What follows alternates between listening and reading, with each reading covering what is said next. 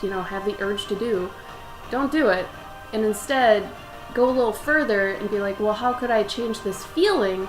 Because ultimately, when you do fan art, you're compelled because you're, really inspired by something you've seen, or a scene you felt, or two characters interacting, or a composition, or a scene.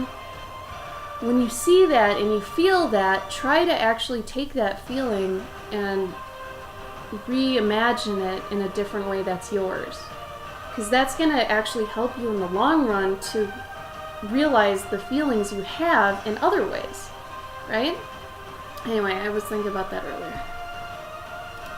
I think it's a better use of your time, because then you can use that piece for anything, put it in a portfolio, sell it, blah, blah, blah, and it's not illegal. Huh? How about that? You do fan art, you can't sell it. You're not supposed to. And you shouldn't. But you can't put fan art in portfolios or anything either. That's not going to help you. So do something instead that's going to help you.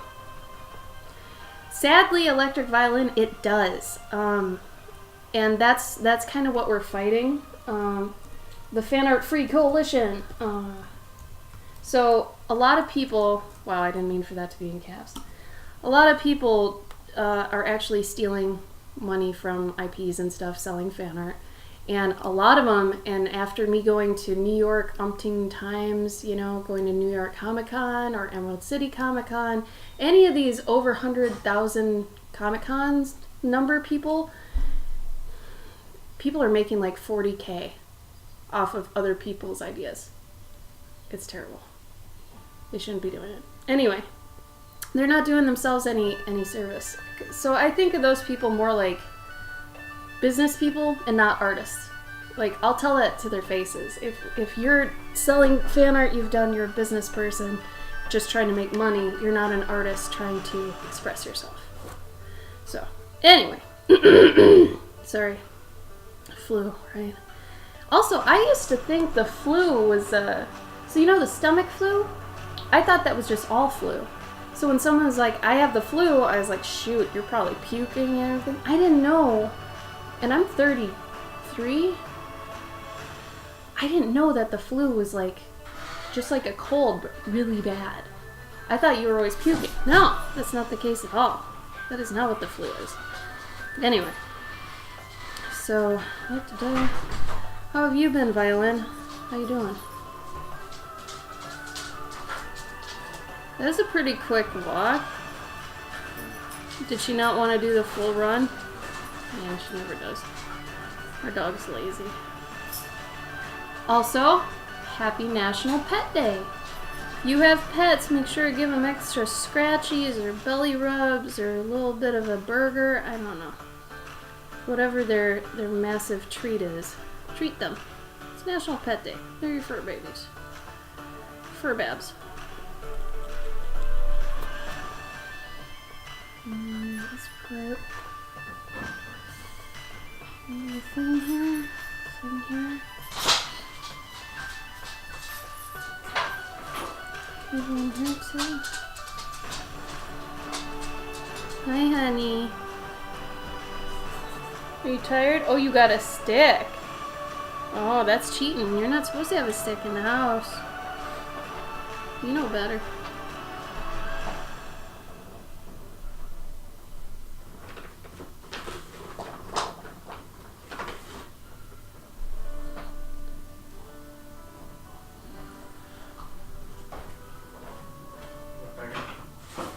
Yeah, it's our filter for our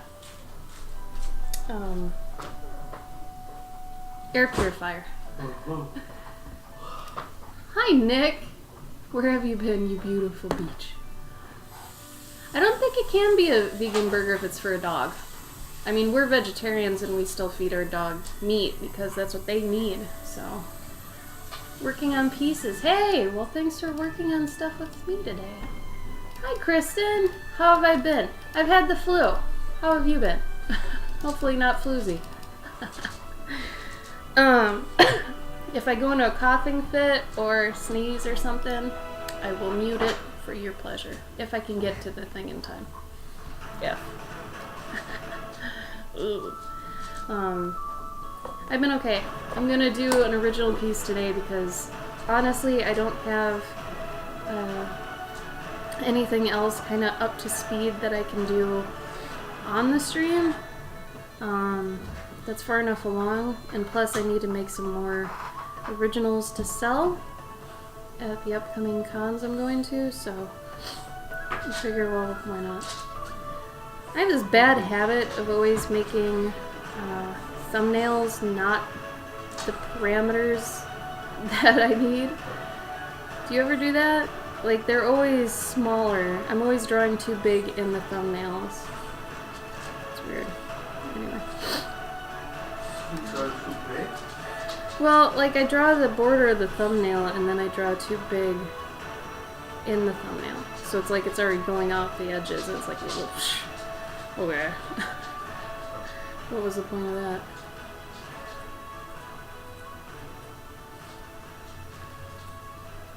So like the edge is probably more over here now.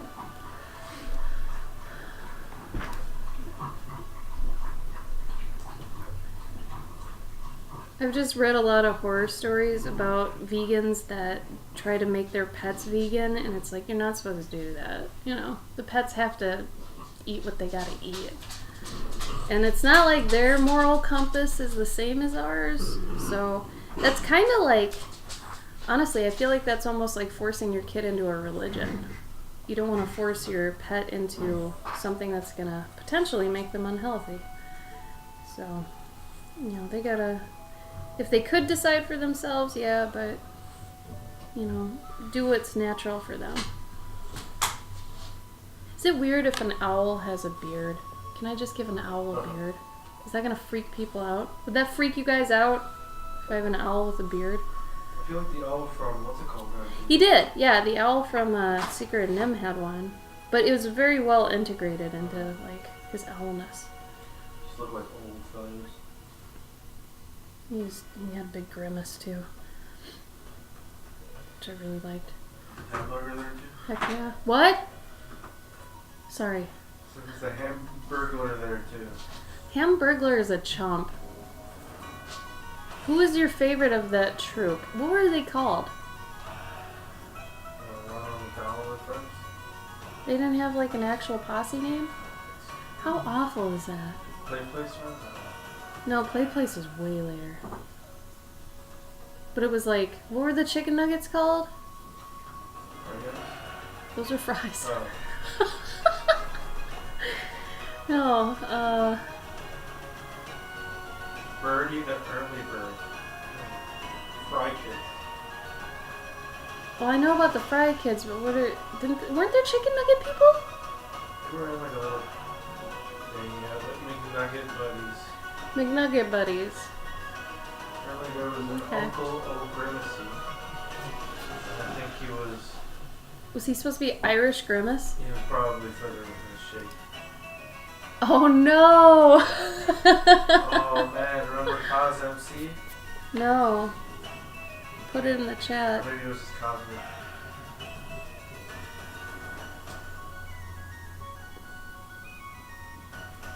Did you put it in there? I think it was Cosmic. Oh Jesus, Gabe. They can click on. What is that? Oh, it's Cosmic. He's not even a food.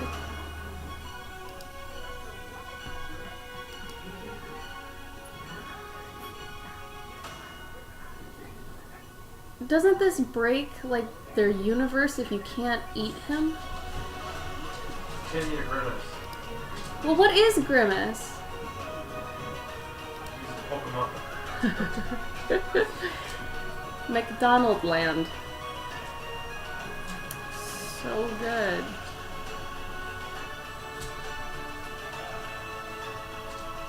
Oh man, they got sued because another show said all the characters from McDonald Land were actually mirroring their television show. Even Mayor McCheese, he was a ripoff of HR Pufnstuf. Wow. The plot thickens. Yeah, I had a conversation recently with someone about Mayor McCheese. That's really out there and weird that this has come up again. Is she chewing that stick? No, it's her. No, she's got something in her mouth. Leaf. It's messed up. The leaf. You might want to pull it Like out. that leaf? Officer Big Mac, the professor, which doesn't seem to be anything. He's just a dude. Like a, See, that's where you lose me. If they're not food people, but you have food people, aren't those people gonna eat the food people? Because don't they eat food? Nope, not in the McDonald's Playland land. Like, oh, there's somebody named Captain Crook. Yeah. He's a pirate. See, why can't he eat, Mayor McCheese? Oh, this is too much. Someone's name is I Am Hungry. He's the vice president of snacking. Oh man, do you remember the Tiny Toons cars at McDonald's? Sort And of. they would flip over? Vaguely. Mushy, did you get enough wagwa? Oh, come on. What? Go to BuzzFeed's piece. Is it an entire article or just a picture? Entire art. Oh, thank you for that. Okay. Mushy, stop it. These little cars.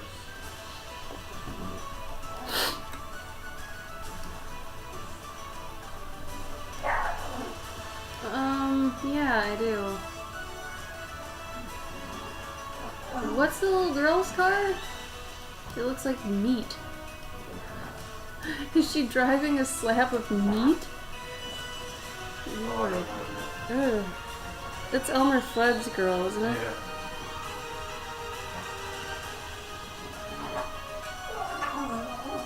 Uh-oh. The moo chatter has begun. Hey. She's trying to sleep.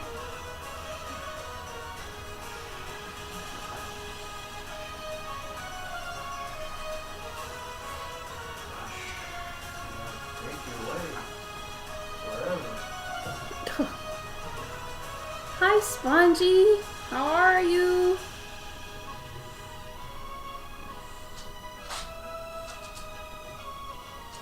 I think I dig this one. Though I don't know about this candle in the foreground.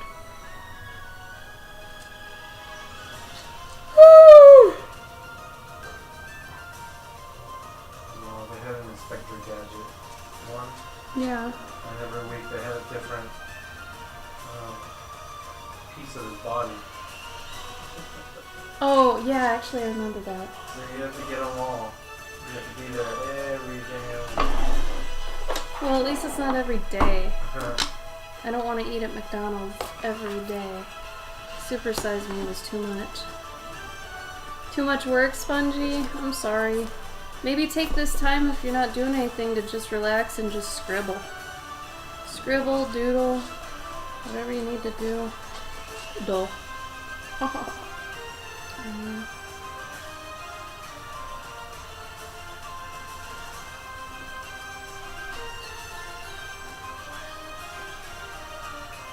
I don't think I want to make this stuff big. No. Gabe, can you do me a favor? Gabe, come here. I'm unprepared and still sick today. Sorry. Over here. Can you give me that sketchbook? Yeah, that one. Thanks, doll. This was too ambitious for today. Let's switch to something smaller. I am still sick.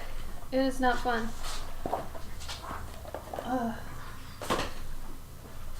Gabe just has a small cold and then he comes home and then he gives it to me and that turns into the flu. Wow. Yeah, doodles. Maybe even the mindless doodling where you don't really have anything you're trying to do. Just what do you call it? No wiggles out. Yeah, but there's also thing like it's just drawing puke. You know? Drawing puke. Get it out. Sometimes you just need to do that. It's a good warm-up, actually, to just, you know. Actually, why don't we all do that together? Puke. Puke. Here. Oh, remember the Snoopy snow cone machine? No. Just drawing, like, stupid crap. Like, it's sometimes you see things, or you could do things. I don't know, it's good for you to just kind of do whatever. Sometimes, I think it's good when you warm up to kind of fall back on the things that you, like, know really well to do, you know? Just to even get your, like, curves going and things like that. And, like, practice shading, practice primitives, practice everything, man. Just why not?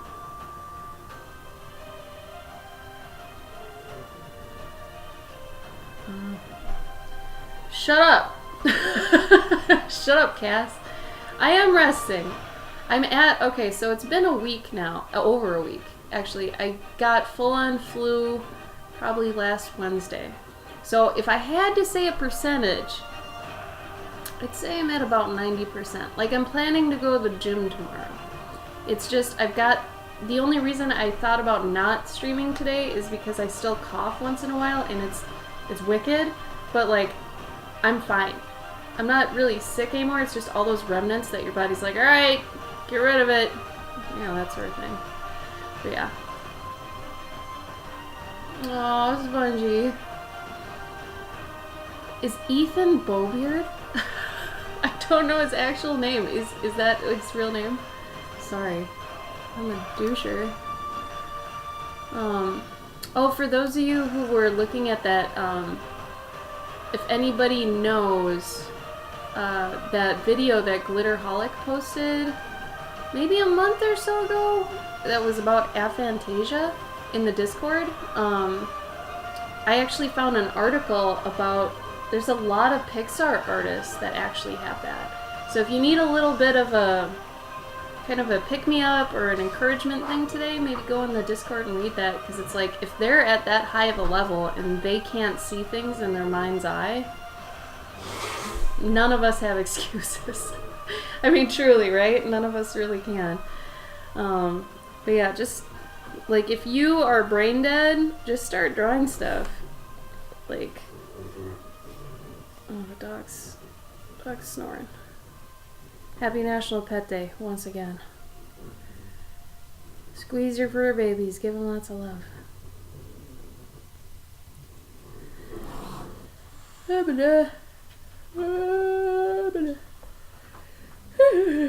think I'll go with this one.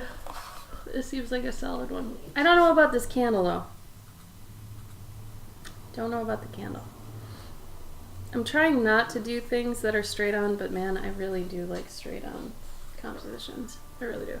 Either straight on or profile. That's probably one of my demons that I have to deal with. I was gonna do this in pen and ink, but I don't know. Maybe. Alright, screw it.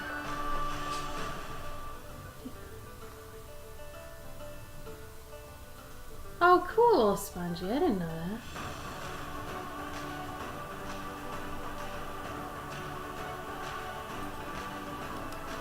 Oh, I have actually 4 easels that I have that are like these lap easels. That one looks pretty cool, minus the weird wire thing violin. Mine are a lot more like this one that I'm using right now. I'll try to show you. It's very simple. And it's really light, which I like. I also have 2 other ones that have drawers on them, but they're a little bit more heavy. This one, honestly, just came like this. It's actually for tablets, but I took a board and I honestly just scotch taped it to it. And it's got varying levels that it locks into, so you can see there. So, I don't know, I dig this one a lot. It's funny because it was the cheapest out of my ones I've got, and I love it the most. So it's pretty good. But yeah, I definitely agree. Everybody should kind of have a bed easel, I guess. Though I don't draw in bed, I draw in our sofa, but our sofa is kind of hilarious. It's basically 2 Shea lounges put together. So it's like a sofa bed that's always pulled out. I got no regrets. Snaggle, 18! Oh my god, you're almost at 20. That's nuts. That is nuts! Hey Jazz! I'm feeling okay. Not fantastic yet. So yeah. Oh, it goes in between your thighs. Oh my. That could be interesting. Maybe okay for stability. Yeah, that's interesting. I've never seen one of those before. Ready, Snaggle? You get 18. Ready? Tell the sub-shrub your wish. Sub-shrub nub rubs, commence! 1, 2, 3, 4, 5, 6, 7, 8, 9, 10, 11, 12, 13, 14, 15, 16, 17, 18. Thank you, Snaggle. Thank you. You know, Snaggle, don't get me wrong, but you could be on Patreon and be getting, like, a button and another button and a scroll every month. Mm-hmm. I'm just saying, you ain't getting from Twitch. Mm-hmm. Really quick, I want to show you guys, I took a picture of what that usually looks like. So, like, this was last month. So, just so you know, yeah, I took it on my phone. I'm silly like that. So, I've been adding in these buffs that you technically get now from the Guardians. You get the Guardian button, you get a funny random other button, and then you get this lore scroll, I've been calling it, that tells all about this little Guardian that you got for the month. So this is basically the same price as subscribing to me on Twitch, but on Twitch you don't get anything. On Patreon you get all this. So, just saying, if you want a little bit of story and like a little Guardian every month, give that a go. Thank you, Kristen. I'm glad you like it. Hey, by the way, I upgraded to boxes. So instead of them being little squinchable pillow packs, they're going to be boxes now. Also, this is probably going to be this month. These are really, really, really rough sketches of what they're going to be, but they're going to be Wickles.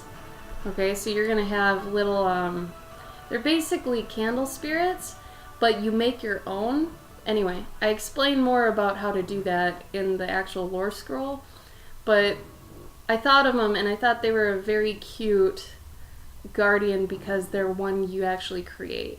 And it tells about all the stuff that you get from them after you've created them, how long their lifespan is, that sort of stuff. Hi, Lil Rabita. How are you? I did not know. Well, thank you, Fire Seal. Technically you are, because you're on the tier. Oh, mine's the free one? Alright. Gotcha, Snag.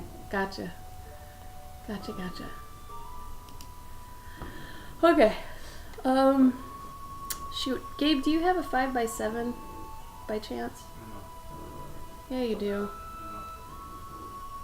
No. You have Emily's commission. That's 5x7. Can I borrow that? Don't worry, I won't show it. Aw, Jazz! Thank you! Wobbly. That's very sweet of you. I'm glad we met you too. Well, I met you. Gabe didn't need to. Not yet, anyway. But yeah, I mean, I appreciate you seeing how hard. Yeah, because really, when you're freelance, you don't have time to just not do anything. It's funny because, on my sickest day, I took a 4-hour-long nap that came out of nowhere, hit me like a ton of bricks, and I was just out. And that's very unlike me. And I was so upset I lost that much time. Because I was like, I have to get, 3 commissions done this week. How am I going to do that? Oh, Alice, thank you. Alice. Alice, how are you? Sniggle, that's exciting. Remember to screw up the first page, okay, of your new sketchbook.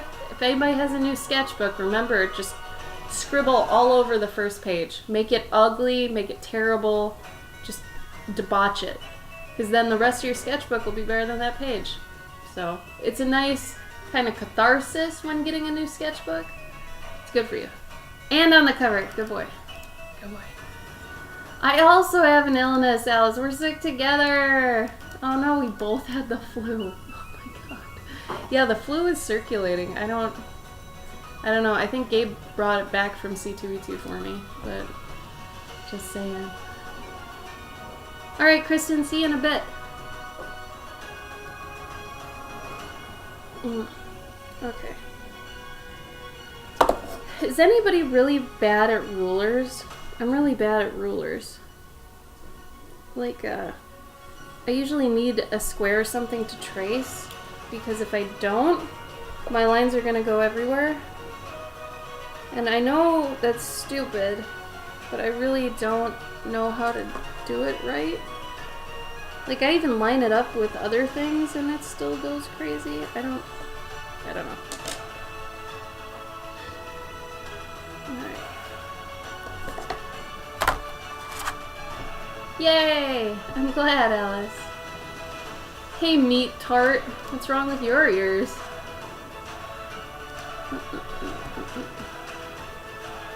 Yeah, right, Ebony? Jeez.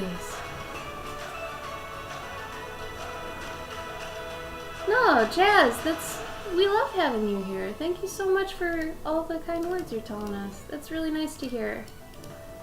It gets rough, especially on Twitch sometimes, because, you know, we don't really get paid. I mean, we do, but it's like, you know. And we had to do taxes yesterday. That's fun when you're freelance. Oh, boy. Oh. I'm done with this already. Sorry, I'm not in the mood for that. Anyway, yeah, we were doing taxes yesterday, and I remember doing taxes when I had like a full-time job, and you get your W-2 and all you do is put things from one box to another box and you're done. But with freelance, I mean, I can show you kind of example. So I write everything down. We went through all our receipts, and these are all the numbers, like lots and lots of numbers. And you have to go through all your emails, all your expenses, all that kind of stuff, and, you know, lump it all together. It took us an entire day to actually go through everything and write stuff down. And then you have to clump it together. Like, Gabe had to figure out, like, hotel prices for all the cons we did last year, because how many cons was it? Do you remember? 8, 9. Oh, that's not bad. A lot. So all the hotels you can write off, all the flying you can write off, all the travel, all the gas, all the miles. You get to write all that off, so that's nice. And food to an extent, so that's good. But you really, like, that's number one, I think, when you decide to go freelance. Keep all your receipts. Keep good record of all the things and what kind of thing they are. I had a whole bag that's behind me of just shipping receipts, because you can write off shipping and packaging supplies and all that kind of stuff too. But I had probably close to 100 shipping receipts, and you just gotta keep writing that stuff down. If I was really smart, I'd write it down as I did it. But that gets tedious too. It's rough. I don't know. So we try to make it kind of fun, where tax day is like kind of a party day. So party for us was making it taco tax day. So we had tacos. And we kind of spoil ourselves a little bit by getting, you know, tasty things. Like, I think the beginning of the day we got Jimmy John's, and then we got some coffee later. So we make it a fun day. So even if we're doing things that aren't very fun or pleasant, we're doing it together, we're suffering through it together, but we also have these other things that are making it fun, you know. Clover checkbook. Yeah, right, Little Rabbit? It's like, it's so many things, and a lot of them even slip past us no matter how many years we've done this. Like, then you have to take into account all your sources of income. So it's like Patreon, Twitch, Streamlabs, because Twitch and Streamlabs are different, Etsy, we use Square when we go to conventions, all those sorts of income, PayPal, everything. You gotta just keep track of everything. It's tough.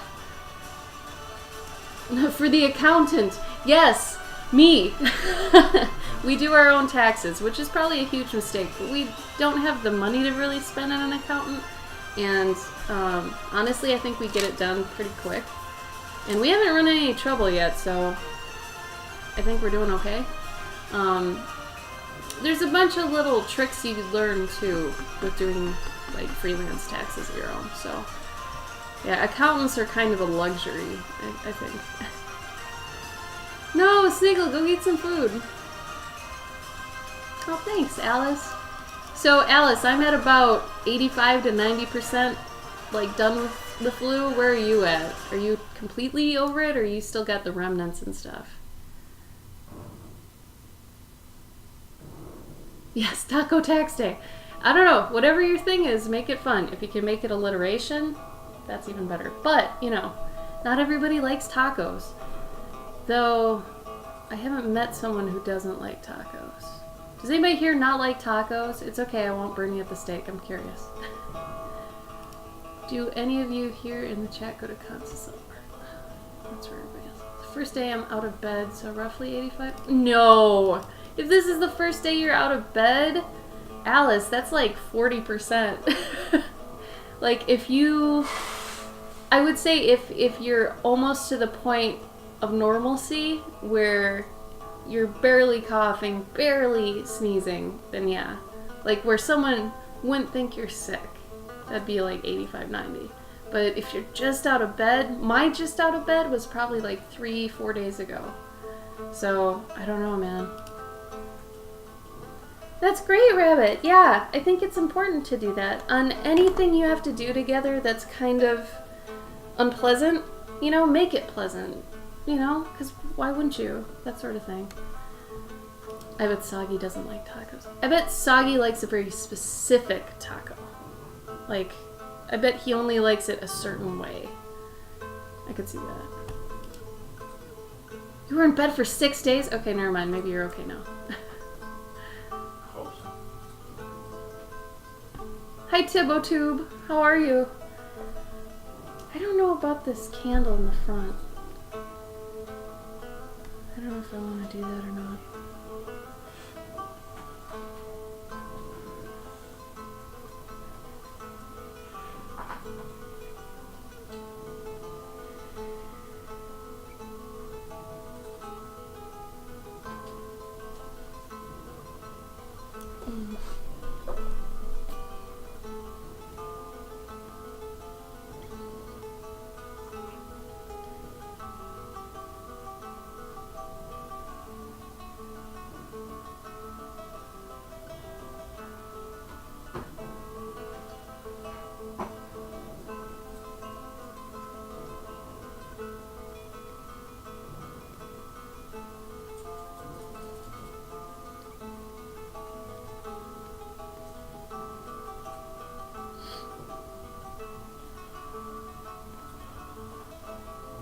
Drawing on.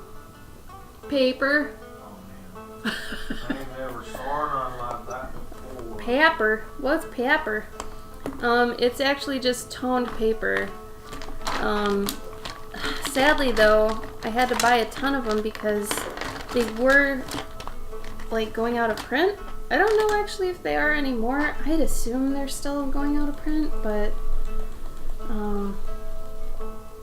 yeah, they're hard to find now. And the ones that do exist that are like by Strathmore with that cowboy on the cover, and there's another kind. I've been through like all the tone tan that I can to try to find something similar to this, and honestly I haven't found much, so it kind of sucks, but at least I have a few right now to get me through for a bit.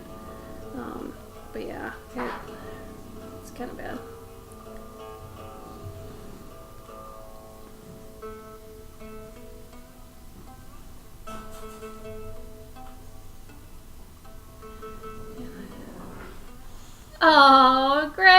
How are you, Greg?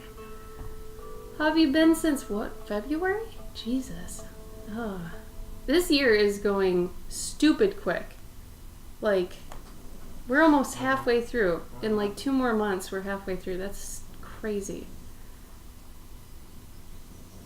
Hey, Alice, that's great. How was it? Or I had my first. Okay, so you did do it. How was it? Yeah, how you been, Greg? I do whatever I can to escape that cowboy. Does he follow you through time, Snaggle? Yeah, that paper just doesn't do well with much, especially if it's ink or honestly just any wet medium. It is not for that. So yeah, the Strathmore cowboy may be, seductive with his old wrinkles and stuff and his promises of toned paper, but he can't deliver like some other ones can.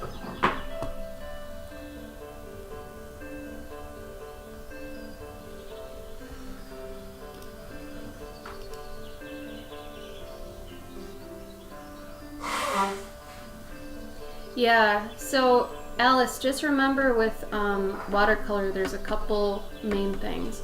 One is to just do like base colors at a time, like one color at a time, to try and do it in the least amount of strokes possible, and to let the layers dry, because if you don't let them fully dry, you're going to get a lot of muddiness to it, unless of course you know how to use the wetness to your, thank you, advantage. Not ready yet. I should be here. Because like if it's wet, let's say it's an orange, right? And you do it kind of a yellow orange and it's still kind of wet and you dab like a little burnt orange in it or a red orange at the bottom. Blue?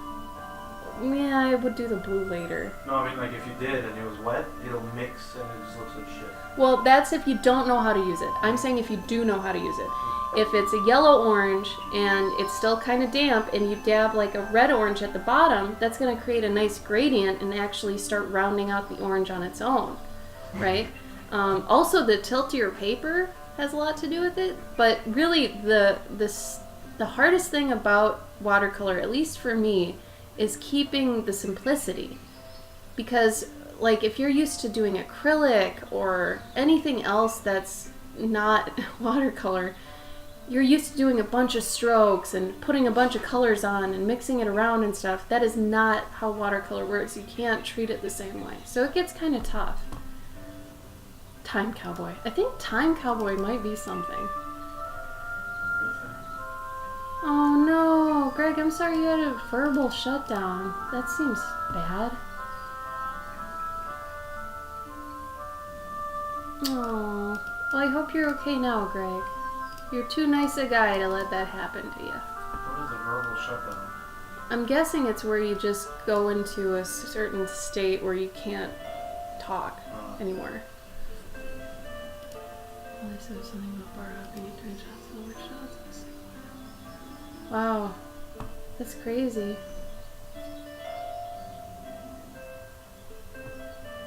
Weird. Well, I hope you're better now. That doesn't sound like it's very fun to have that sort of situation, especially at work.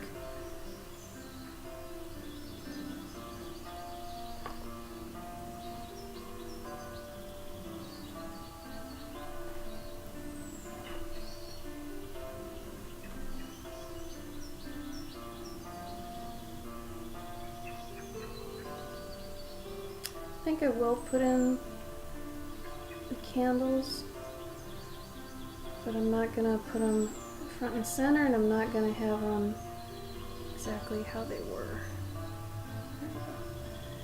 So this month for me is kind of candle month, like I said, because for my Patreon people, your guardian is gonna be a Wickle, I call them. And they're cute little candle guardians. And they come with they'll tell you all about them in the lore sheet, but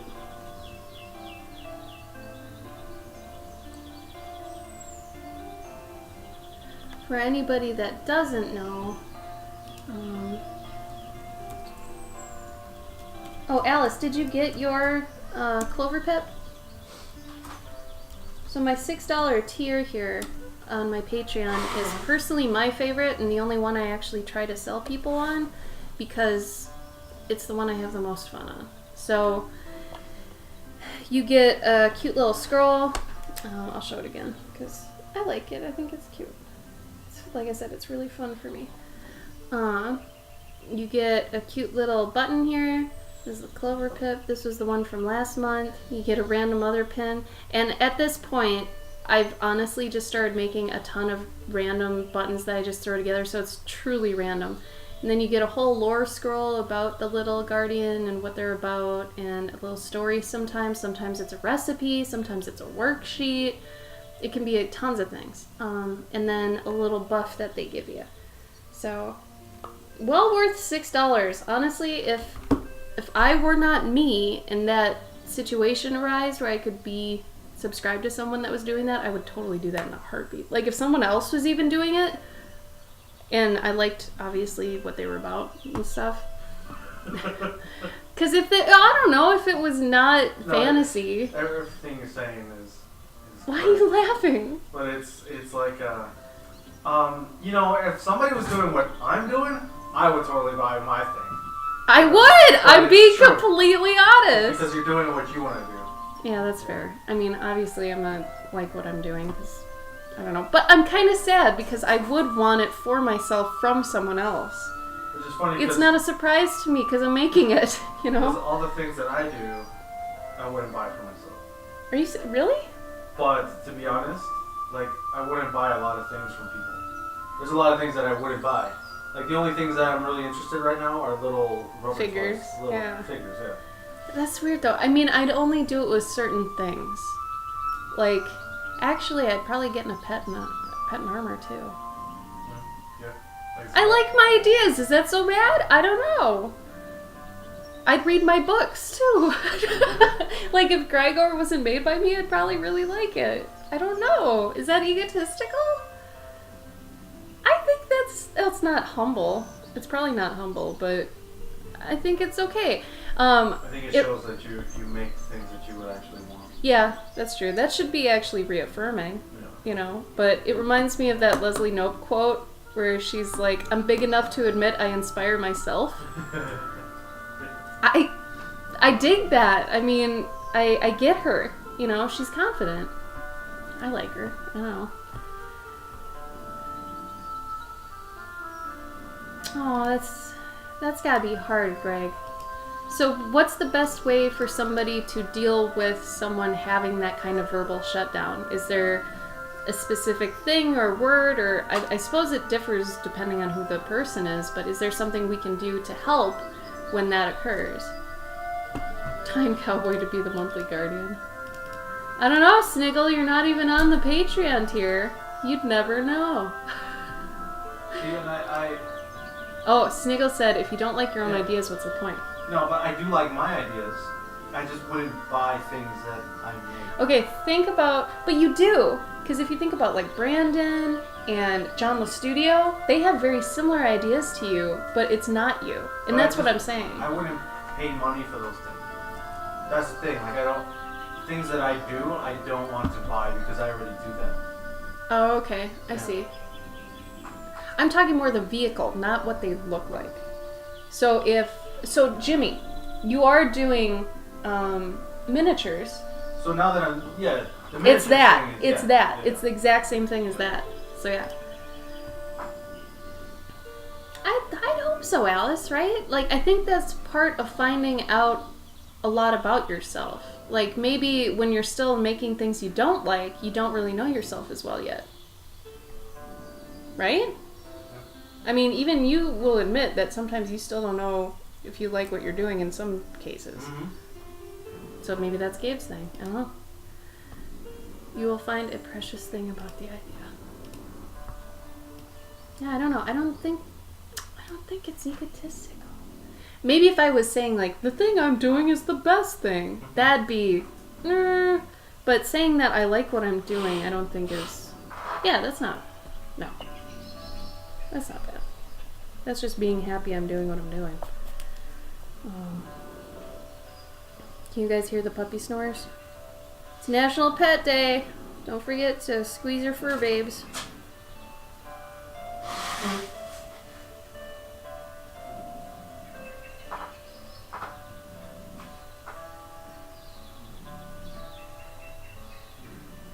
Everybody wants to throw in a picture of their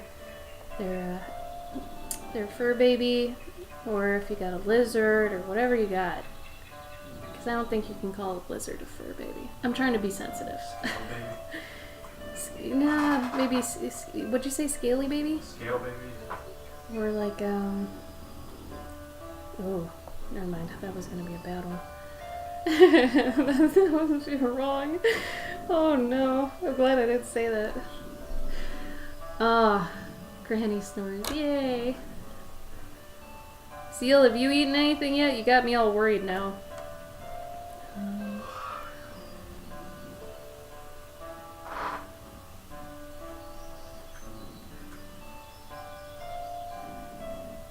I'm also throwing a couple like light sources in here to kind of give myself a little bit of a challenge in a while. I think I'm just gonna do this in black and white and just some inks, but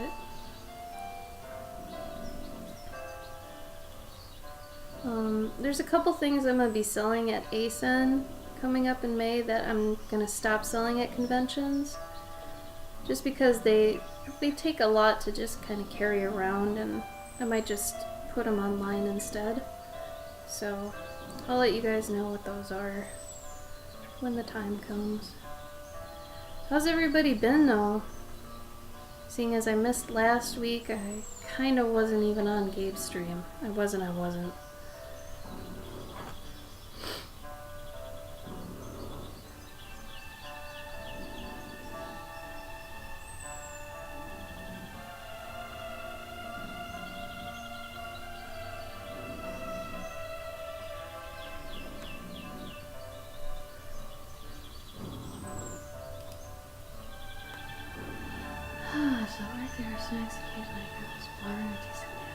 Oh no! That sounds like a protein bar. Was it a protein bar? Yeah. I don't know, I think you have to get used to that protein paste log taste. There are a couple that I don't mind, but it's weird that they seem to replace sugar with salt a lot of the time. They'll say, yeah, only 1 gram of sugar, or no grams of sugar, but they replace it with sodium, so it's weird. I can't do the ones that are like super, super crunchy. I don't like those ones. They usually taste weird. You been okay, Nightshade? It's good to see you, man. Oh. Lame Ocal? Lameocal? Lameocal? Lameocal? Thank you for the host. I'm sorry, I don't know how to say your name. Lameocal? Hey, Uber. How are you? Place flat fat with sugar. Birthday cake and double chocolate. Just call you lame? Alright, you said it, I didn't. Not so lame, Raid. Apparently not. We're okay, man. I'm at like 90% of getting over the flu, so trying not to be too gross or, you know, cough too loud or anything like that, but, you know.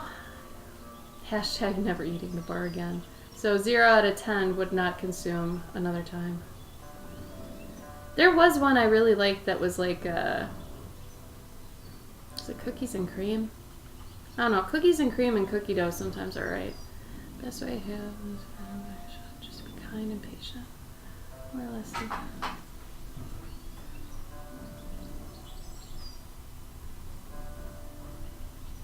That's perfect, Greg. Thank you for telling us that.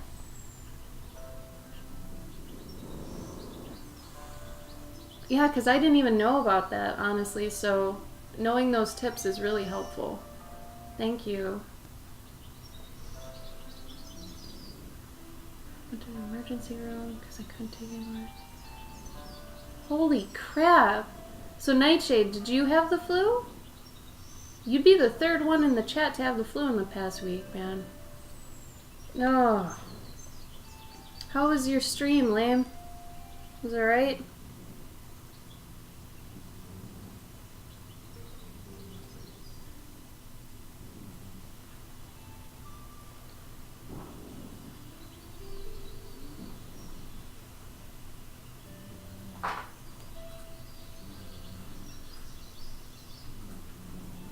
It was great. Awesome, man. Glad to hear it. Okay, let's get him in here now.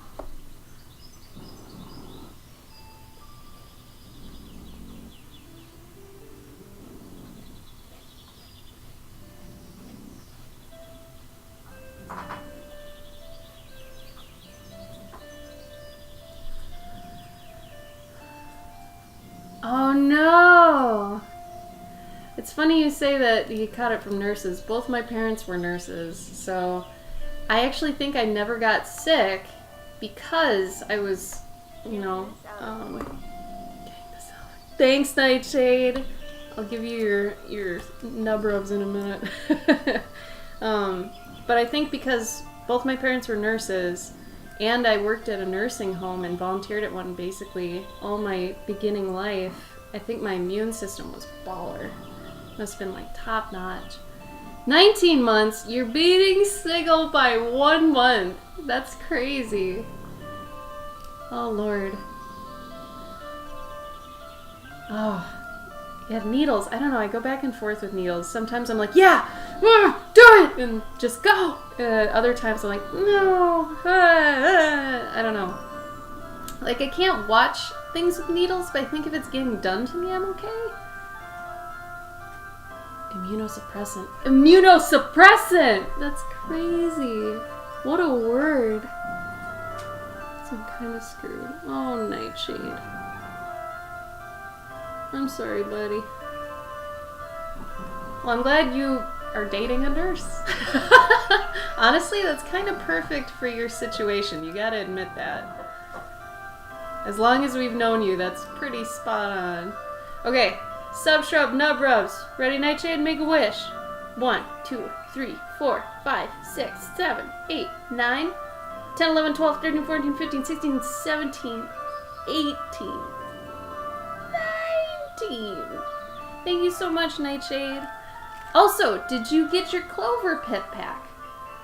I want to know if it got to you okay. And if you enjoyed it, because I think that's your first one.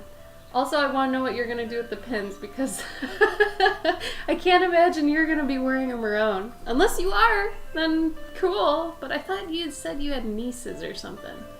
I figured you'd probably end up giving them to them. I don't know. Oh, you're keeping it a secret? What? Well, that extra pin you got is just yours. No one else has that. You're keeping it a secret, though? I didn't know that. What do you mean? What do you mean? Oh, good, Alice. So you got it. Okay. Did anyone's get crushed? Because I feel bad about that packaging, so I got new packaging. Whoa, we've got boxes now. They're not going to get crushed anymore, I promise. Well, I can't promise that. A higher percentage of non-crushing going forward. Oh, I need a picture of an owl. It's so weird. No matter how many times I draw owls, since there are so many different kinds of owl, I want to see if there's a different type that's better suited now for whatever I'm drawing, just in case. So I feel like a lot of people default to the same kind of owls, you know? So once in a while, like especially if they're the Tyto owls, which are like barn owls, you know, the ones with the very plain faces, heart shape, alien eyes, you know? Those ones. Which I suppose might be cool for this. Yeah, because I don't necessarily want pupils. A barn owl would be good. Lately I've been getting bored with animals though. You guys know how many animal portraits I do. So what I've been doing is doing more synthesizing of animals. So if I do get bored with one, I'm going to add something from another one that I like. The problem with that, though, is a lot of the time I'll get somebody at a con who will be like, oh my god, that's this type of this. And I'm like, well, yeah, but no. It's actually a combination of these two things. And then they're like, oh, yeah, no, I could see that. Yeah. So I feel bad, and I don't even know if I should correct people. Some people like being corrected. Some people do not. So, I don't know. So, example, I want this owl to have the ears, the little, feathers that go up, but not all of them have that. So, I'm going to put a couple owls together, I think. I just wanted some references.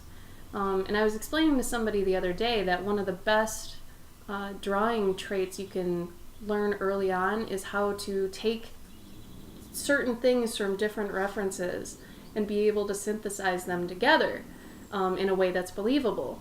I think that's a really important quality to learn early on, a good skill with drawing, because you're going to be doing that forever. And it makes you less dependent on references as well if you're able to just take something from one, something else from another. Too many people get okay, I have to draw this, 100% what I'm seeing. No, that shouldn't be what a reference is. It should just be, a point of reference, and that's it. Just oh, that thing's over there, it's far enough away from the eye, okay, I got it. That's it. You shouldn't be using it as, direct one for one. Bye, Fire Seal! Enjoy your swole time. Do it, Jazz, do it! And honestly, if you don't have too much time or you end up with not much, just do the hands and the head, and then the rest just make coveralls or something. I think if you nail the face, you'll be good.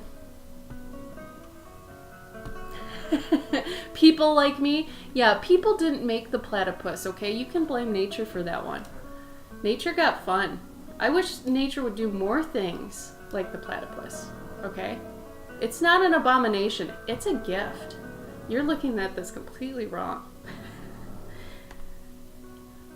Okay, this one's actually really cool.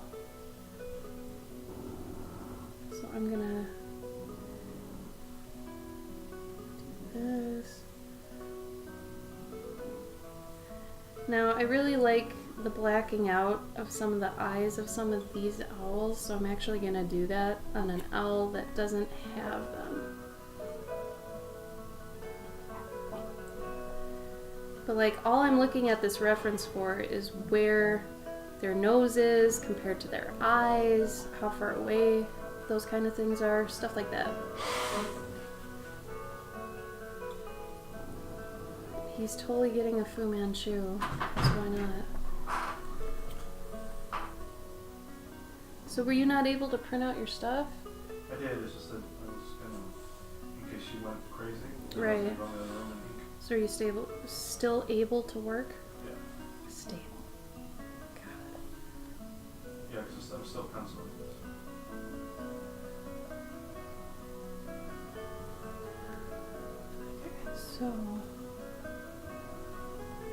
So I could see someone actually looking at this owl and being like, oh, this is this type of owl, and I'm like, well, that part is, this other part isn't. Wrong.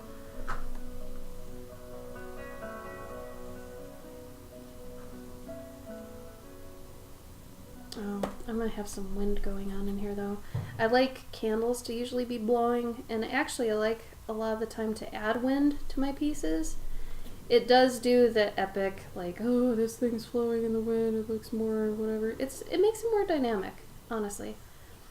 And I started doing that with a lot of my portraits, and then it's well, this makes sense. It's like a glamour shot. Put the fan on, let's do this, make it a little bit more motion, centric, because, motion adds some interest, right? And it helps you figure out how things work. If you start adding wind to a lot of your compositions, it's similar when you're learning 3D, you're gonna figure out more about the fabric you're trying to draw, because you actually have to think about, okay, Is this made out of wool? Is it rigid? Is it silk? What's it doing? Can it overlap this other thing that's heavier? It makes you think a lot more when you introduce things like that, similar to rain. Any inclement type of weather or something like that, like, as long as they're not just standing with no wind and just like ambient lighting. Add something in there to kind of screw it up, you know, potentially, but then fight back by actually doing the research and making it look good. Yes, thumbnails. So, the thumbnail for this, when I started the stream, I did 3, sort of. I don't know if this one counts. But I ended up liking this one and then deciding to tilt his head when I started it. So, you don't have to do a ton of thumbnails. Thumbnails are really like, they should be really quick. Like, you should just be doing it like this. Well, there's a guy here, he's doing a thing over here, there's a table here, there's a stuff here. In the background, there's some things. Like, it's honestly just a rough plan. Don't put too much work into your thumbnails. Yes, capturing a moment in time. That's perfect. So, Rabbit, you might have more of a storyteller air about you, I'm guessing. If you're actually thinking that far about it, like, every little thing in it should be telling you something about the space that this character's in, about the character, what are they doing. Anything you can add to this, because, I mean, really, if you think about real life, and if someone took a picture of you right now, wherever you are, what would they be able to tell about you, right? It's good to kind of put reference in perspective like that. It's weird, that sounds like art terms. It is art terms, but it works, too, because you gotta think about it like that. And then I wanted him to have a droopy hood. But now that I've got these crazy eyebrow feathers, it's all blurry. Also, those of you who are on my Patreon tier for the monthly Mythical Guardian, you should be getting it earlier this month than normal months. I do apologize for the past month not being on time, but this one should be earlier. I'm hoping in the next week or so.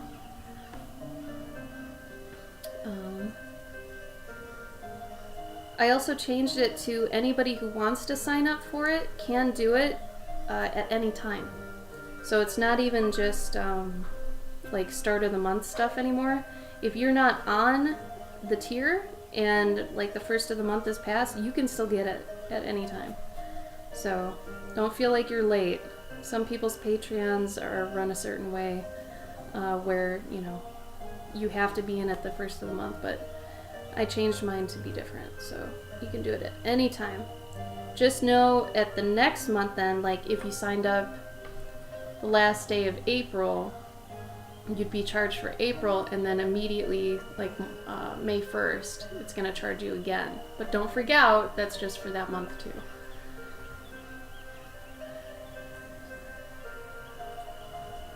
Yeah, Rabbit, that was a good teacher. That's perfect.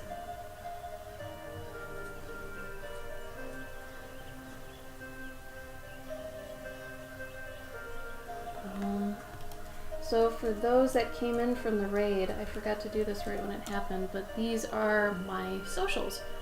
I'm most active on my Instagram, but Tumblr, Facebook, and Twitter, semi-active. You know, active enough. Let's see.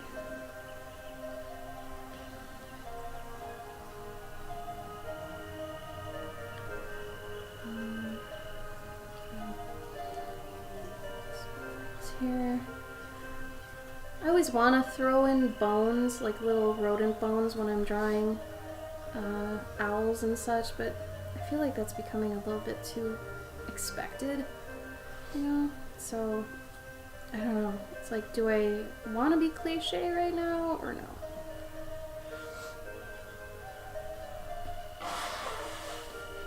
Like, sometimes it's okay to be cliche. Okay. Now I want to have him writing in the book. So... Oh, I can use my own hand. Here we go. It's the side I can use.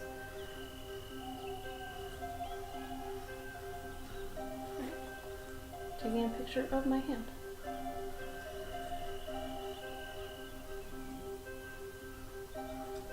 Alright, so since I'm using his feathers as fingers, it doesn't have to be exact, obviously. And even if it was a hand and not a bird, still doesn't have to be exact. Also, these are a little small. I want them bigger. Yes, Alice. So that one was, actually, to be honest, a lot of my stuff is just mixed medium. We'll get there when we get there was kind of my first dive into that. The base of it is actually just a very, very light watercolor. And then on top of that, which I can't remember if I actually printed out the watercolor. I don't think I did. I think I did it. I printed out the pencils, then I watercolored on that, and then on top of that I did pastel pencil and colored pencil. And then to get it even darker and more contrasted, I did some digital editing. But I'd say probably only like 25% of it's digital upgrade. But for the most part, yeah, it was a mix of things.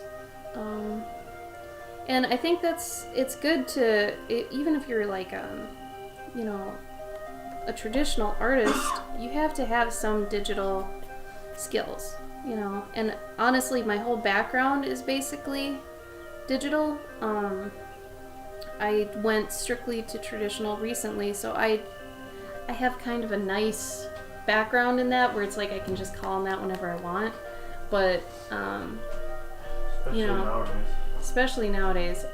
It is scary though, finding out I'm falling behind. I used to be in mobile games, but now it's like with VR and everything, all my friends that are still in mobile games are already developing for VR and stuff, and I have no clue about that. So within a couple years, I'm already out of date with the gaming industry. So it's kind of like I can't go back to it anyway, unless it's on mobile, but yeah. It's true, Alice, and what's cool is, I think once, you know, with especially traditional medium,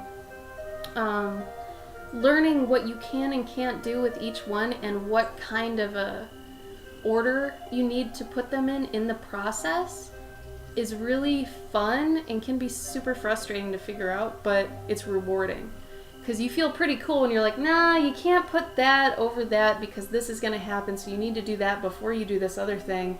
And then, you know, in conjunction when you're doing this other thing too.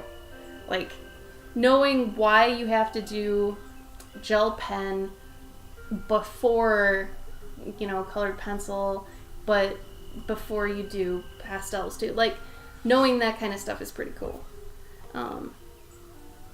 But that's not for everybody. Some people really enjoy being specialists too. Like, you're gonna get a lot of the high art people who are very specialized. Like, they just like working in that one medium and that's it. But they get really good at it. So it's like being semi-good at everything, like a jack of all trades, versus being really good at one thing. And that's gonna differ depending on, you know, what kind of a person you are. Like James here. James is strictly oils, but he's becoming a total baller at it, right? Because that's all he does. All his time is put into that. Where someone like me, I put a little time in watercolor, a little time in pastels, a little time in ink, you know. But I can sometimes make something pretty unique and cool with that you can't necessarily get if you're a specialist. So both have their pros and cons, and it really depends on the type of artist you are. Ooh, there you go, Sniggle. I actually really enjoyed it when Gabe was working on the yellow paper. I thought that was pretty fun. Do you miss working on it? Yeah, I actually ended up bringing the yellow book with me to C2E2. I just didn't find any time to work on it. Oh, really? Yeah, I really enjoyed that one. I thought you made some cool stuff in there. Actually, to be honest, I haven't done just doodles in a really long time. Yeah, I was gonna say, I haven't seen you do doodles in a while. I think because everything I've been doing is Legit art, like work? yeah, or like code art. Yeah, speaking of that, so for those of you who are waiting on some regular commissions that aren't the pet commissions. In the next 2 weeks, I'm going to crack down on those and just kick them all out. Because I finally got to a point with my pet commissions where my next due date is basically in August, but I have about 30 to do before then. 30 or 40, I can't even remember. Because it's 2 cons. Last year, Gen Con and Dragon Con. Which sucks because I'm like, oh, I've got so much time before August, but then right away, September's Dragon Cons. So it's like I have to do both August and September's before August and September. So that's going to be rough. But, you know, that's my job. Ooh. James, I would love to see you try charcoal. I really would. I think you could do a lot with that, especially with how you render. I think that could be really cool. Yeah, I'd like to see what you're capable of with just black. Yeah, I think you should do it, James. Just do it. Hey, Kev, how are you? Yeah. Kevtrom. Aren't you going to do his thing soon, too? Yeah. I think Gabe has a deadline within the next couple days, and then after that, I'm sure he can... What is it? Now it's getting tighter, but it's like the end of the month is like the deadline. Oh, you're good. Yeah. You're fine. For just pencils? For everything. Oh, never mind. Gabe, you said you wouldn't do this again. Well, I was trying not to, but things happen. We're gonna have to talk about what those things are because I don't know. Alright, I took a picture of my hand, which I have the, like, I don't know why it looks greasy. Like, I have this skin that just looks, I don't know, it's not greasy, like, I'm not wet, but it looks gross. Clammy. I look clammy, but I'm not, I promise. It's weird.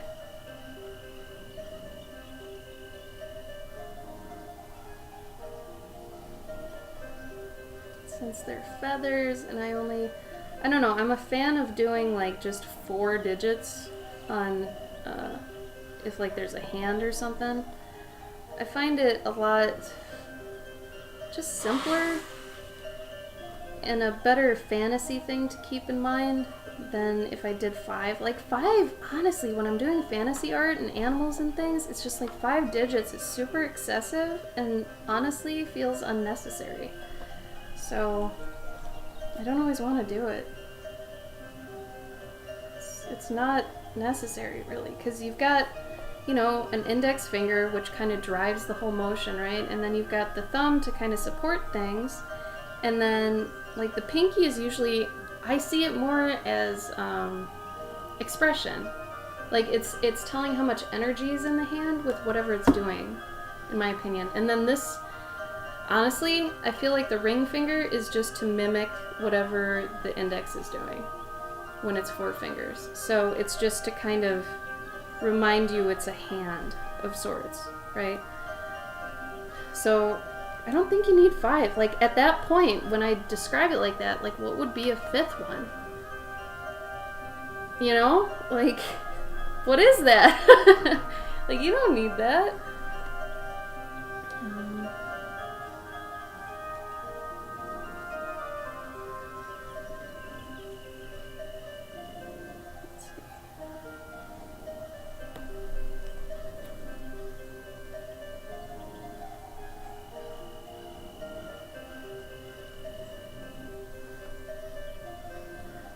No excuses.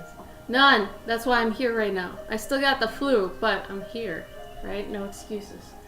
Too many tacos. When?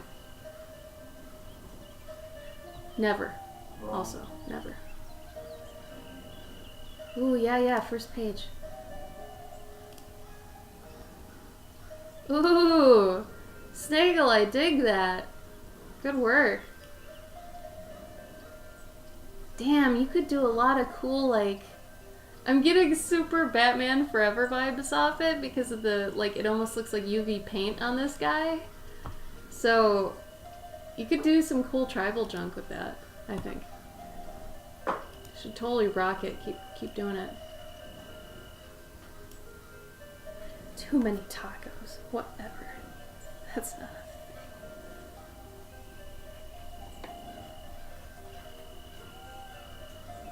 Zoos. Too many zoos.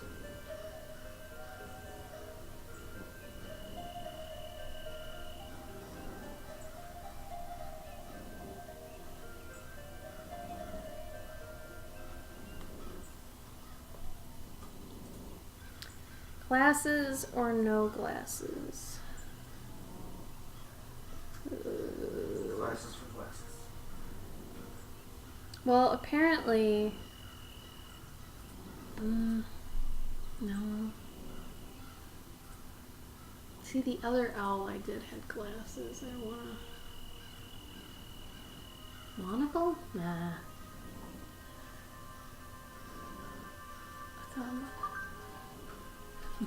Yeah, yeah, Sniggle, totally.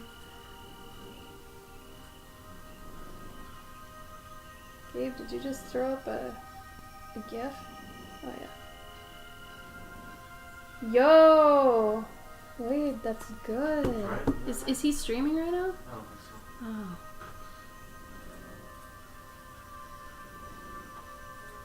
Okay, we got one for glasses, one for monocle. My only, like, hesitation with doing the glasses is my other owl print has glasses. And a book, and writing. Damn it. But this is different enough. It's different enough. Plus that other one's like 7 years old. If you're the type to sell things, and you're afraid that something that's old, but still good, is too old to sell, I'm gonna quote my good friend Gabe, that even if it's old to you, it's probably new to someone else. So it really depends on how you feel about it, and if you think, well, other people are enjoying this, I don't mind still selling it, go for it. Keep selling it. Cyberpunk binge? Really? I couldn't tell. Robocup was my dad. Oh no. Robocop? That's a very Gabe thing. Robocop? No, go look in the Discord. God, you're so checked out. I haven't Discorded in a long time. I'm in a group. I can't really add him in the end though. That's a problem. Maybe if I do a monocle, I kind of want it to be killer huge. Where am I looking? I'm not telling you anything. It's all in the chat. I'm not signing these. 10K drawings. Oh man, that red is dope. Where you get that red paper from? Yeah, Gabe's gonna steal your paper. Well, no, they've got. Rest in peace, Gabe. They've also got one. Oh, Robocop with my dad. Awesome. Told you you'd like that. There's a that yellow book I got. They have a red one too, but the red is too like. Vibrant? No, it's not even that. It's just like the red is too. I don't know what to call it. Saturated. I mean, it's not vibrant. It's too. Too red? No, it's like what's other art terms? It's too bright? Huh? Bright? No, it's too dark. It's too dark of a red. So when you're drawing things with ink, it's too fuck. You can't see it? The tone level of the red is close to the ink. It's too close to the ink. So you basically have to draw in gel pen. Yeah. Yeah. Which is really. I think that'd be good for you. No, it sucks because you but can't. It'd be doodle stuff, like nothing serious. But that's the problem. Like if I'm trying to use I'd have to use a pencil, or I can or see I'd that. have to go straight to ink, and then I'd have to it's harder to see. Sniggle says it's juicy and dark. Yeah. Okay, Greg. Yeah, you can do that. Feel free. Have you ever seen when people have by people I mean businesses, they have blue signs for their businesses, and at night you can't read them? Yes. Yeah. I hate that. That's why no one does that. That's why Smashburger and GameStop and all those companies are red. Because you cannot read blue at night because it's too close to the spectrum of whatever. That's why whenever I print out my pages, it's like, oh yeah, I'll use a blue pencil to draw. Like no. Use a red pencil because at night the red stands out better than the blue. Yes, because you're always looking at drawings at night. Kev, I kind of agree with the no, but now that I just drew this monocle, I don't know. Because I kind of dig it. Because he is leaning with that eye, so that kind of works out for the monocle. And I get to draw one of those monocle chains, which are kind of dope. Maybe I could make it out of bones. There I go. I did it. It's made out of bones. Like peppercorn. What? Little peppercorns. How's anybody gonna know it's a peppercorn Sorry, and not a peppercorn. rock? Not peppercorn, sorry. Just the little baby corns. What do you think those are called? Are they just regular? They're just little baby corns. Are just regular corn. Is that what I'm to understand? The little Asian baby corn. I like just pushing you to keep going into describing things because you just dig. You're saying it over and over. They're just called baby corn. But is it corn that's just young and they just stop? They just stop growing. I don't think so. I think it's an actual different strain of corn. What is baby corn? Is this a porn star or a? Oh no. Or if it's a drag queen, I'm gonna be very impressed. All right, Thrillist, what do you have for me? Team Monocle. Sign up for your crap, Thrillist. Oh yeah, the secret note. So there were 2 owls. No, Nicodemus was not an owl. He My was God, around. it is baby corn. What? Okay, but let's not be confused. Baby carrots are just regular carrots that are cut down to be baby. Everything is a lie. Except for baby corn now. That's actual young corn that hasn't grown up. I love baby corn. Gabe is adorable. Thank you, Kev. You agree. He's very entertaining. Even when he gets things completely wrong, it's absolutely forgivable because it's about the journey, right? With Gabe, that's all it is the journey. Gabe is the journey. It's pretty good. I enjoy Gabe. Between 2 worlds? What? Separate ways? Here we go. I don't know what you're talking about again. Journey, man. Keep going. Journey. Oh, journey. Yeah. Because you said baby corn, now I want Asian food. I don't know what to do. At least it's not Monday. Right? Correct. It's Thursday. According to life. Okay, so there is a plume here. Plume feather thing here. Which is in front of the chain. Now, I dig, like, scholarly ponchos. That's, like, one of my things. I think that's awesome, and I kind of want one. Granted, I'm wearing a poncho right now. Okay. But it's more like a Clint Eastwood poncho that's kind of got a medieval thing to it, where I really dig the ones that are, like, you got someone with a hood on, right? Here's a hood. And this is their body. It's one of these off-the-shoulder ones. I guess it's kind of colonial. I guess someone like Paul Revere or some crap would wear it, but it's like, I don't know, I consider them scholarly ones, because you think of like, I don't know, maybe cardinals wear them too? I don't know what they're called. Maybe a half cape? That actually sounds legit. Half cape. Oh my god, Sniggle, get some food. I kind of dig ponchos. I know, this is actually the 3rd one I own, too. I'm kind of starting to get into it. I don't know. I never had them because I was like, oh, they're going to make me look fat. And then I was like, F it, I want to wear ponchos. So when we were in England, I actually bought 2, and they're my first ones. England. One was at like a consignment thing, and I think the other was a consignment place, too. Never mind. They were like £5 each. One was in a market. One was from some hippie lady who goes to India and gets fair trade shit. That was the other one. That was the plain blonde one, I think. No, I didn't buy anything from her. I bought the water bottle crochet thing from her. A chaperone? Oh, what I am to Gabe? I am, but I love him. Every day is a field trip, yeah? Yeah, ponchos are cool, man. Like, screw the female form. If you're comfy in a poncho, get over it. It's done.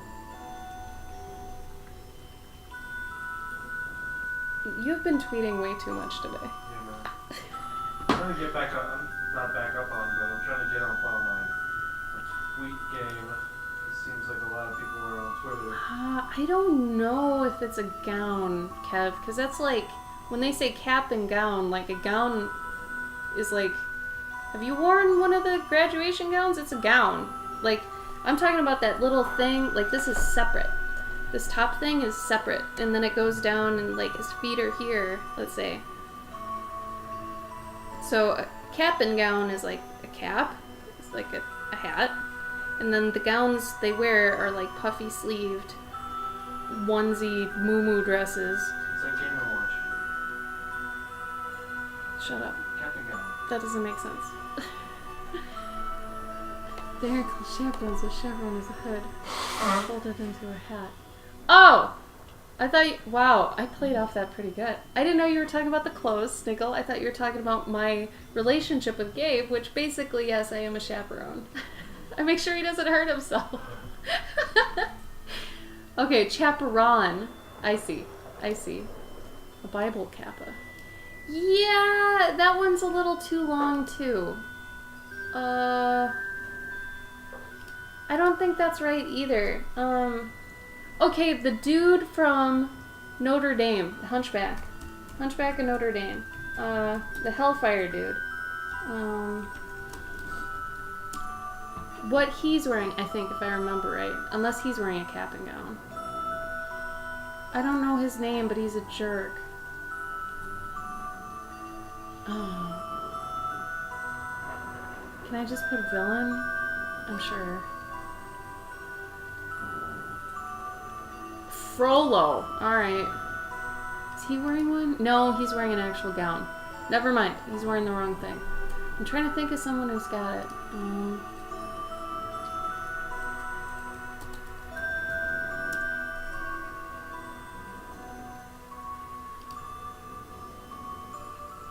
Okay.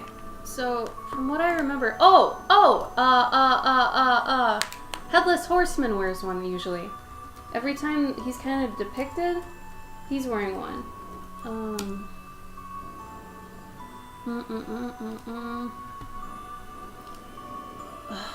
Except in somewhere he's wearing an actual cape. That's not helping. I think he was in the Sleepy Hollow animated one, maybe? You guys have to know what I'm talking about. It's like not a cape and not a poncho, but it's like a half cape. Gabe, do you know what I'm talking about? Oh, vaguely. I do know what you're talking about. I don't know what that's called. And I don't know why the hell they would like. And I feel like... Because you have more arm movement then. But I feel like if you looked up that one game where everybody's wet... Well, Dark Souls or Bloodborne? Bloodborne. Okay. Nobody's wet in Dark Souls. Everyone's on fire in Dark Souls. That's fair. Colonial... clothes. Names. I don't know why I think it's colonial, but I feel like it totally is. For kids and women's. Other clothing. Muffs. Cloak. No. Hat. No. Mob cap? No. I have to type in men, don't I? Gross. Hold on, I'm on like a... I'm doing a thing now. This is personal. It's like a type of cloak. Maybe it's a great cloak? What is a great cloak?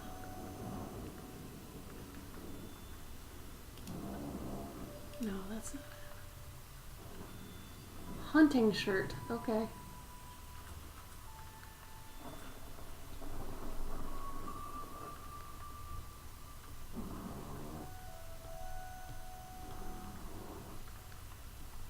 This is gonna kill me.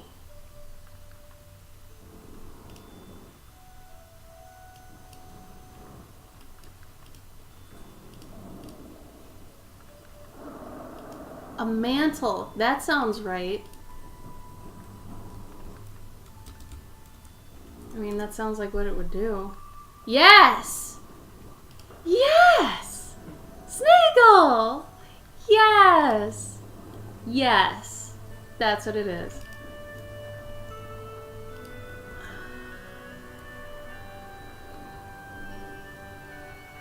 I think a caplet rabbit is more like a bolero without sleeves.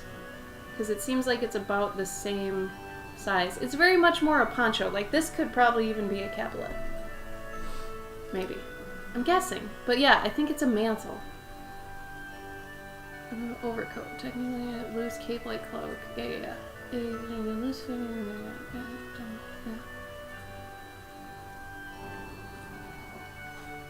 Yeah. Mantelet. So a short version of a mantle. Maybe.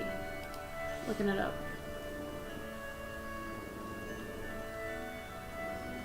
That seems more right. But mantle. Yeah. I think we got it. We did it. Good job, Snake. So get it, man. The cultist type outfit, Violence says. Hey man, whatever helps you remember what it is.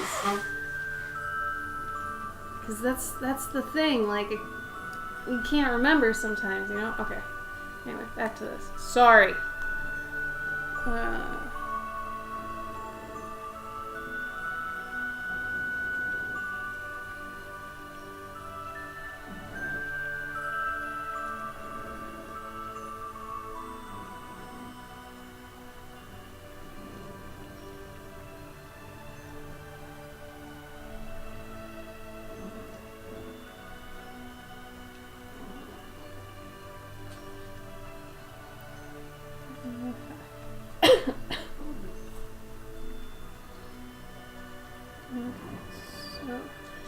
I'm gonna give him a mantle because they're dope and I like them. I feel like the difference between the mantle and some other things though that we were talking about is probably that the mantle also comes with a hood. Pretty sure. If I had to go strictly off observation. It probably cannot have a hood too, but I'm guessing like it can more than the other things can. If that makes sense.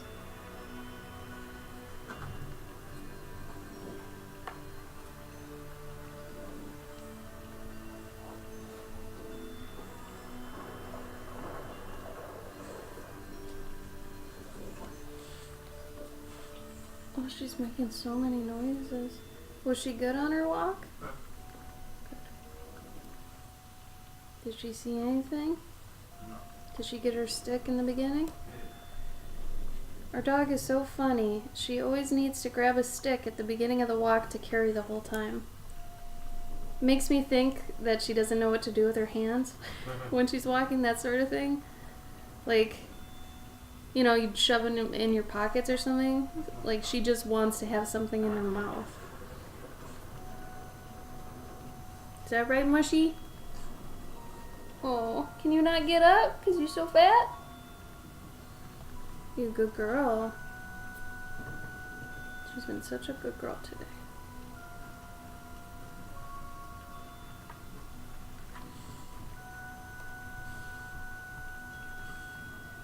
Sorry, Stiggle. Well, I hope you got something out of it. You found out you really wanted chaperone. I didn't roast the dog. She knows she's big. It's her best feature, other than her tongue. And now she just tried to scratch her face, but then fell out of bed. And then tried to recover like nothing happened. She is huge right now, by the way. Huge! It's been a while since we held her up to the camera, because I don't think we can anymore.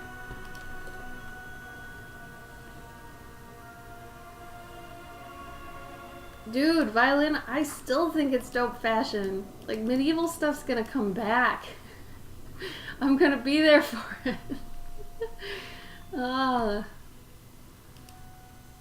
See, I have a giant wool cloak I spent a good amount of money on, but my problem is wool is so itchy. And like, the only way to not have it be itchy anymore is to wear it, and that sucks. You know? What's she doing? She's watering. Mm.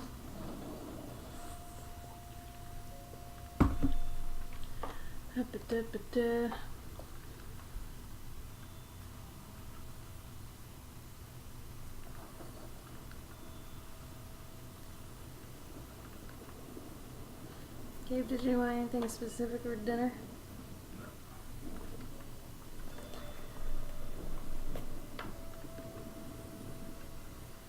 Probably nothing big. Did you have a big breakfast? Yeah. Oh. La-di-da.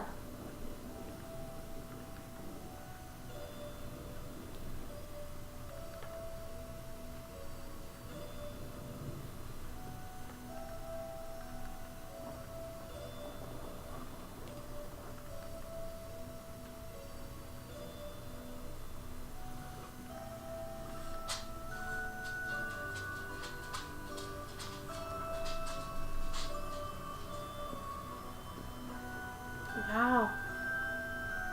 Snaggle, that's cool. Wool is incredible. I believe it. I also think it doesn't come without a price, which is basically being ungodly uncomfortable, but... Tie-dye and pizza? What? That's a night. That's great. That'll be fun. Yeah, Jazz, enjoy. That sounds like a fun night. Feel free to post your tie-dye and pizza in the Discord.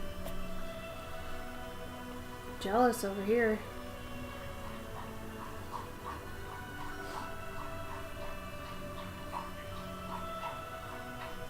Slurp, slurp.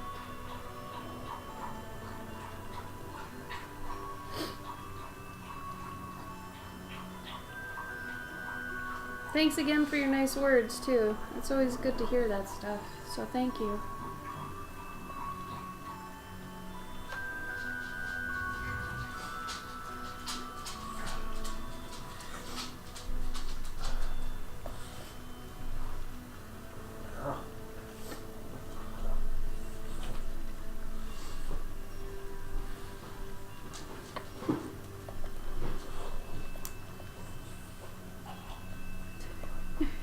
All the noises.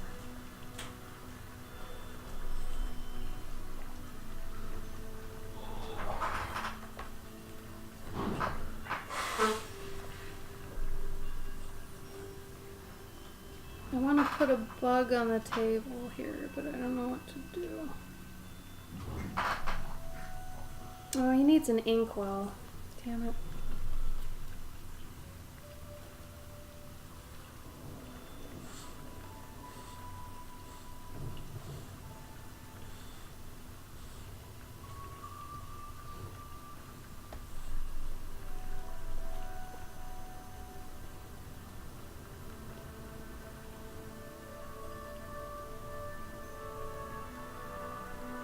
You guys see this? A scarab beetle?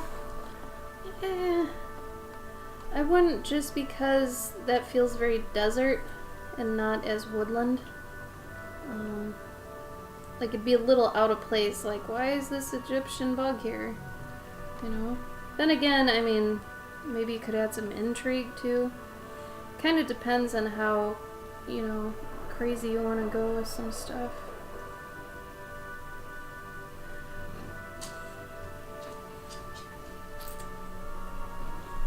I could do a spider. I don't want to draw a spider. Maybe just a moth. Yeah, that's way more my style. Nerd.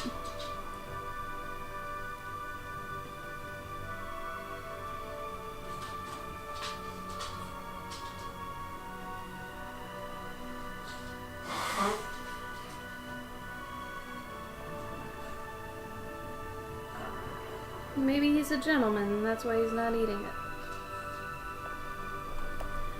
Except, I should really, despite how many times I've drawn moths. There we go.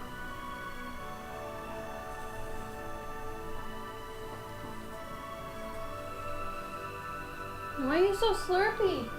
Oh, you getting your ball? That's so cute. Oh my god. Look at her with her ball. Agreed, Rabbit. And what's funny is it's like moths are kind of my fallback because they're like my favorite thing in the world. I've got probably 8 or 9 dead moths in front of me right now, so the fact that didn't come to the forefront of my mind also makes me think I'm still sick. Because that was one of those obvious, hello, why did you not do this?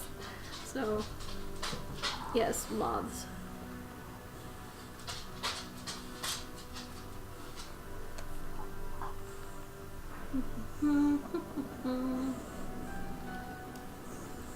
Hey, May Fox, what's up?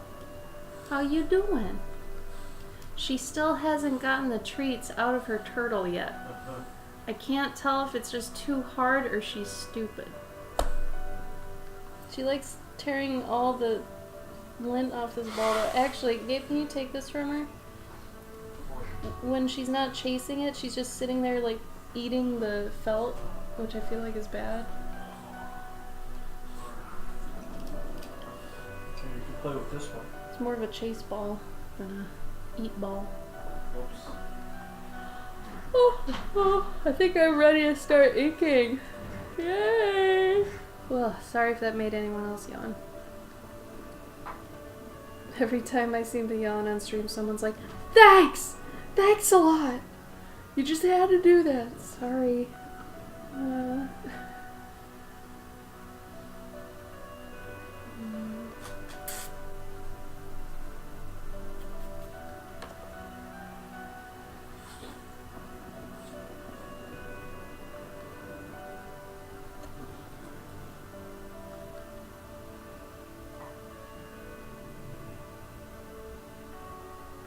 Funny because sometimes I won't do things in a piece that say are dangerous in real life because I'm kind of a nerd.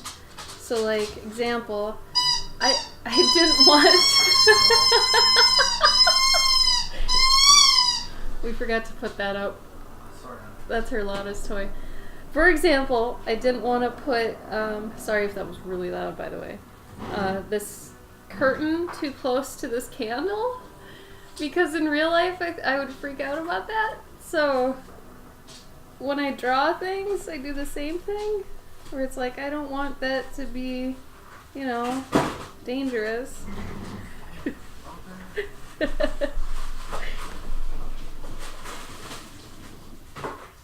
Oh, mushy. She is cute, I'll give you that. Good job, Sniggle. Been proud of you lately. You've been really pumping out drawings. Good work. Totally good work. Check back on Monday, I guess. We'll see you then. She does not have pencil lips. Oh, yeah, we kind of just felt that yesterday, May Fox. We were missing some paperwork too. Is there any way you can contact whoever the paperwork's from and get it that way?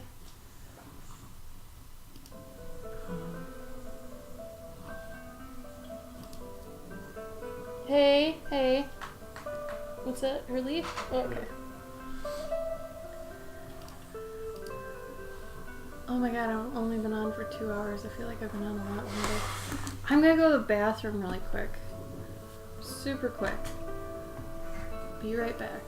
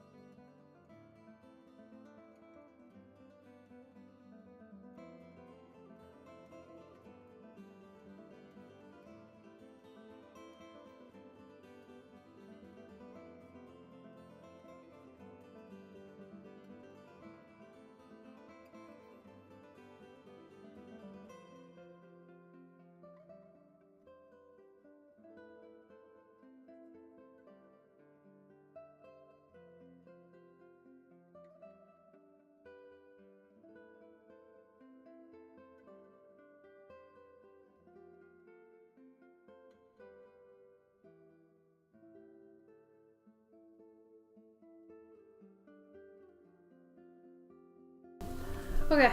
Hi. Oh, it's for the VA. Oh no. Wait, that must be even more. Like, you think we got it bad? Mm. Like people with like military stuff. Like that's another Oh. plus school loans. Yeah. That's even more. That's true. The military section of taxes looks incredibly difficult. So I'm sorry you gotta deal with that, May Fox. Hopefully the post pay from the military is nice though. It makes up for it. You know. But we were doing ours yesterday too, so hooray for almost last minute people. That's us. What should I put over here? And one more thing. I just want to fill the space, which is usually a bad reason to do anything, but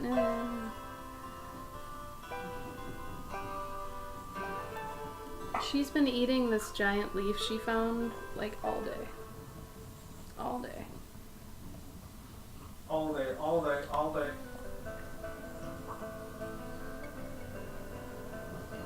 I'm gonna work in some tassels here because I really like tassels. They're kind of one of my trademarks, I guess. I'd like to think if I summed up my stuff, it'd be tassels, moths,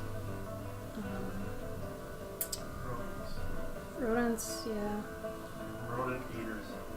Rodent eaters, yeah, I guess, honestly.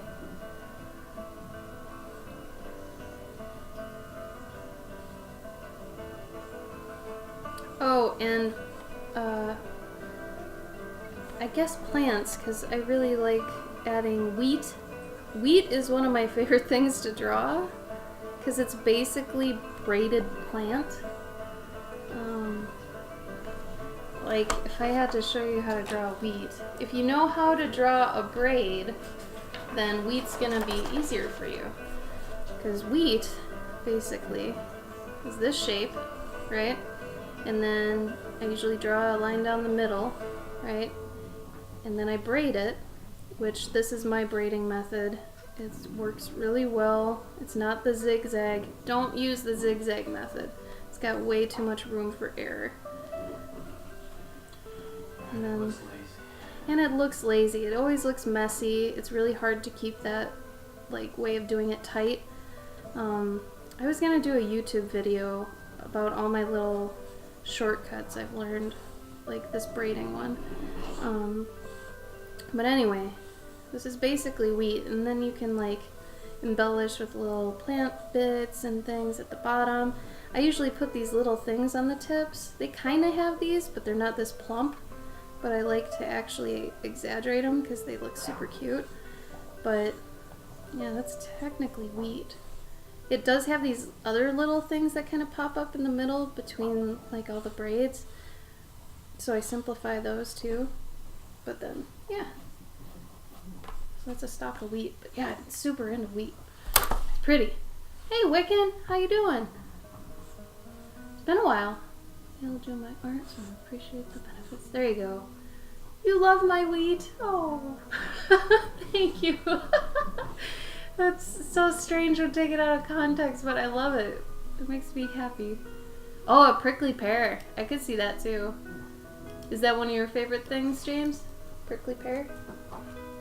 Oh, I love thistles too. Thistles are great. I try to work in thistles as well. And clover flowers. Guilty. Oh, prickly pear is like a cactus. Cool. Yeah, that is cute. For some reason I thought it was an actual pear. Yeah, I imagine like dragon fruit. Yeah, it kind of looks like that though. If anything, maybe a prickly pear is another word for a fruit. Hey Saxo, how you doing? Dragon. Bye. Computer's been down. Whoa! That had to feel kind of good though, to be away from the computer for that long. Even though it was probably a detriment, it was probably pretty nice too, yeah? Owls with books! Yeah. It's funny, I do one thing of an owl with books, and then I do another one, and suddenly it's like, oh, this is all you draw! From like some people, and I'm like, man, come on. Come on. I mean, people do like Owls and Books, though. It's really weird. Like, that is my best-selling print, honestly, is the one I've got of An Owl and a Book. I'm good, Saxo. I'm at about 90% health. I didn't stream last week because I had the flu. And technically, I've still kind of got the remnants of the flu, so if I cough or sneeze, I'm sorry. I'm at the end. But yeah, it's been rough. It's weird because I honestly didn't know what the flu was. I thought the flu was just a short term for the stomach flu. So I thought the flu had to entail, doesn't that make sense? Had to entail throwing up. So every time someone was like, I have the flu, I'm like, oh, I don't want to throw up, get away from me. But the flu is different from the stomach flu, which apparently I don't know what influenza really means then. But I had the regular flu, which, like I said, I learned doesn't entail throwing up. So it's just, it's funny though, because my whole life now, I've always thought the flu was just a cold. So every time, someone was like, are you sick? I'm like, nah, I just have a cold. It's been like a week. They're like, you might have the flu. No, yeah, no, I'm not throwing up. Okay. Well, yeah, I mean, not the stomach flu. I'm like, yeah, so it's just a cold. Sure. So I probably got some people sick. Owls are wisdom. Ooh, I like that term. That's cool. Oh, really, James? That's cool. I feel like desert plants are really fantastical because they almost look off-world. So I think they innately have this cool alien look to them. So I could see why you like them. Hey, Ray, how you been? Ray Boop.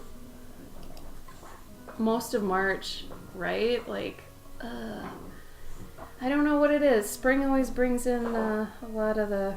bullshit. Yeah. It's no good. Allergies. It's no good. I'm drawing with one eye open because of allergies.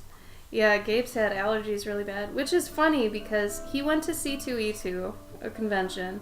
He came home, he was sick, but it was just a cold, for real. And then I got sick, so he must have gave me the flu somehow, right? There's no other way I could have gotten the flu.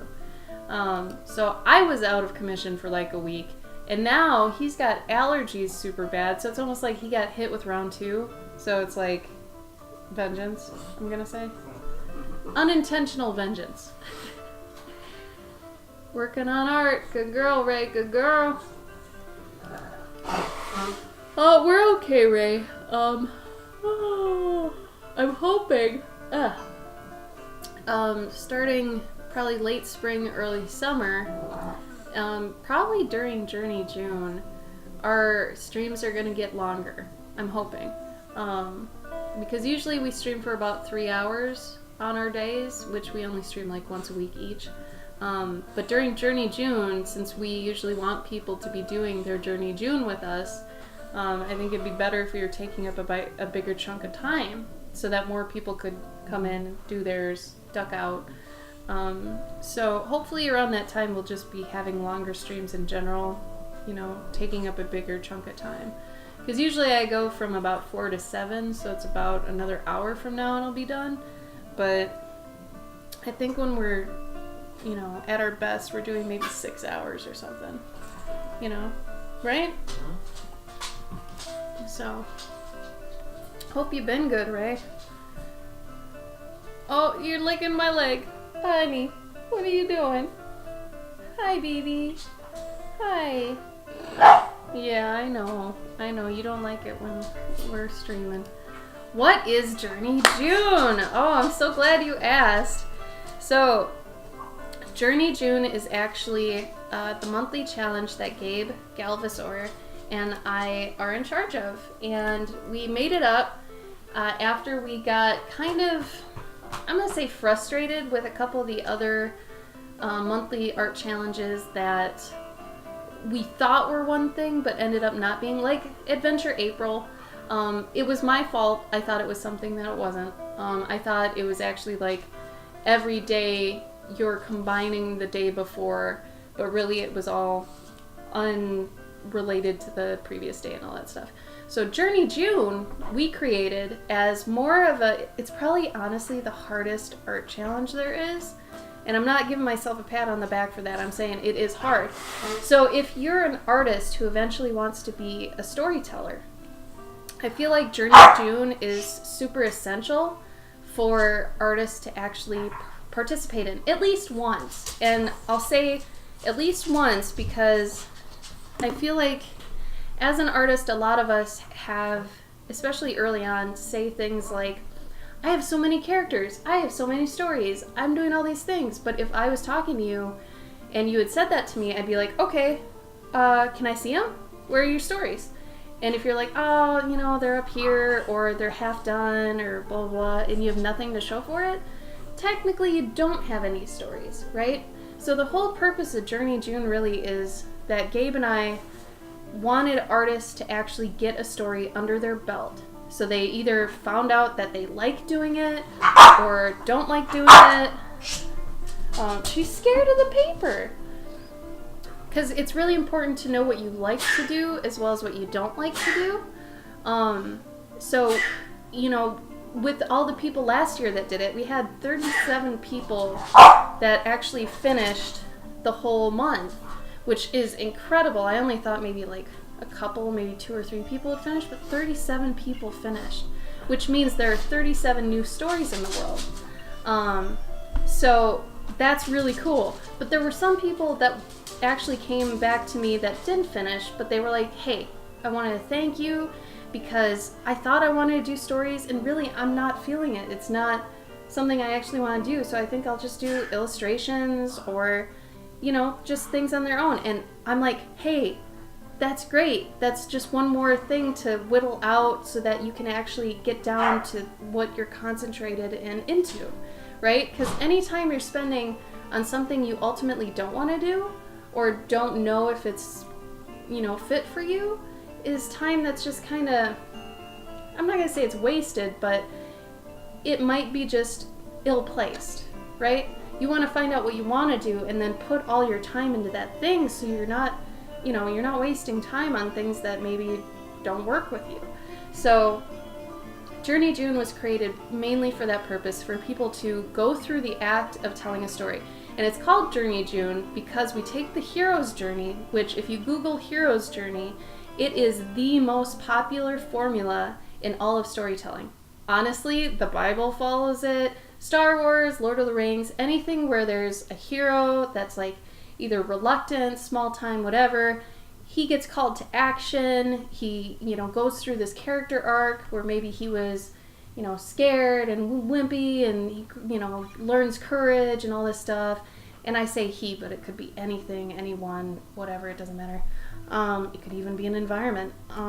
But they go through a character arc and at the end, they return home with what knowledge they gained from their previous adventure that actually helps either, you know, them move on to be something better or their community or it's a whole bunch of stuff.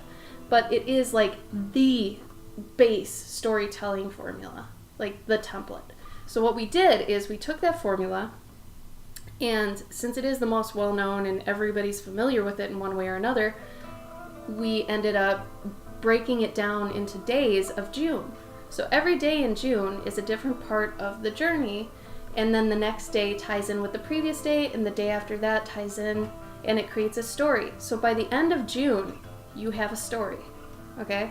Does that make sense? Is everybody kind of on board with that? Because I know that was a mouthful, but let me know if you have any questions about that. The main Journey June hub is the IG, so the Instagram Journey Through June.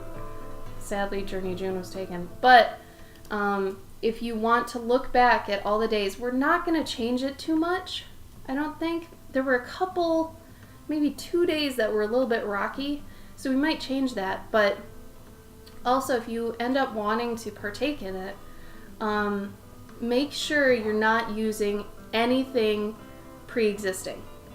You are not allowed, technically, in our eyes, you shouldn't be using some character or world or anything that you've made before. This challenge is strictly 100% new, okay? Because there is a problem with people that have a story that they've had for 10 years and they have, 20 characters and all this stuff. No. Don't touch that. Because what's going to happen is if you try to integrate that into this, it's going to get way too complex. There's going to be way too many problems. It's much better if you create a character, and this is what May is for. We try to take people through during May, like the creation of the hero. And then that hero is going to be what you take through the journey in June. So we help you to create a character, and I give a lot of storytelling tips and stuff during May, and during the streams, and we prep you, right? But you can't use pre-existing characters. You also can't use characters that aren't yours. Obviously, with our stance on fan art, not gonna happen. So, it's really good though. If you're not sure if you like storytelling, or you're one of those artists that has a lot of characters but no story yet, but you want to learn storytelling, this is a perfect area to start doing that. The other thing is, every day is not a full final illustration. That is not the point, okay? I'll show you real quick what my Journey June looked like last year. And I will be turning it into a book. It's just once I get some time. But I have a full story I can finish whenever I want. I'll show you here, because it was... Here we go. Okay, so, JJ Hazel. So the idea isn't to, make a full story, a full, beautiful, polished story. That is not the purpose. And this is why I posted my stuff on here in the state it's in. It has to be, I guarantee you, it has to be rough. Everybody that did full illustrations every day of June failed. They just failed. Like, you cannot keep up that momentum. So we say, keep it absolutely rough, like this level of rough, if not more rough. Because the whole point of Journey June is the story, not the illustrations. One of my favorite quotes that I like to use during the month is that you can't edit a draft that doesn't exist. So the most important thing is to actually get the story done. And as artists, a lot of us actually work in visuals, right? So we're not really good at an outline, some of us aren't good at a script. So like Gabe, he's one of the types that needs to do the whole story in just thumbnails, which is basically what this is. I need a rough outline, so like I'll do maybe half the story in just an outline and then have it somewhat planned, and then some, scenes will come out of nowhere and I'll add those in. Stuff like that. So you're gonna find how you like to work best, which is also part of the journey. You need to figure out what kind of a storyteller are you. Do you prefer scripts? Do you prefer outlines? Do you like to just thumbnail and go for it? What type of a storyteller are you? So I feel like Journey June is one of the best things that an artist can do, that honestly it'll help you if you want to just do illustrations too. It'll show you how to inject story more into your illustrations. But if you are an artist that, like, your main goal in your head, if you picture yourself the most successful you are, in front of you, if you see a bunch of books you've written and illustrated, this is for you. If you just see illustrations in front of you in your mind's eye, this may be a good experience, or maybe just follow along with us, just to see how it goes. But it's for the storytellers, But yeah, good, Sarah. Glad you're doing good. Hi, DHT.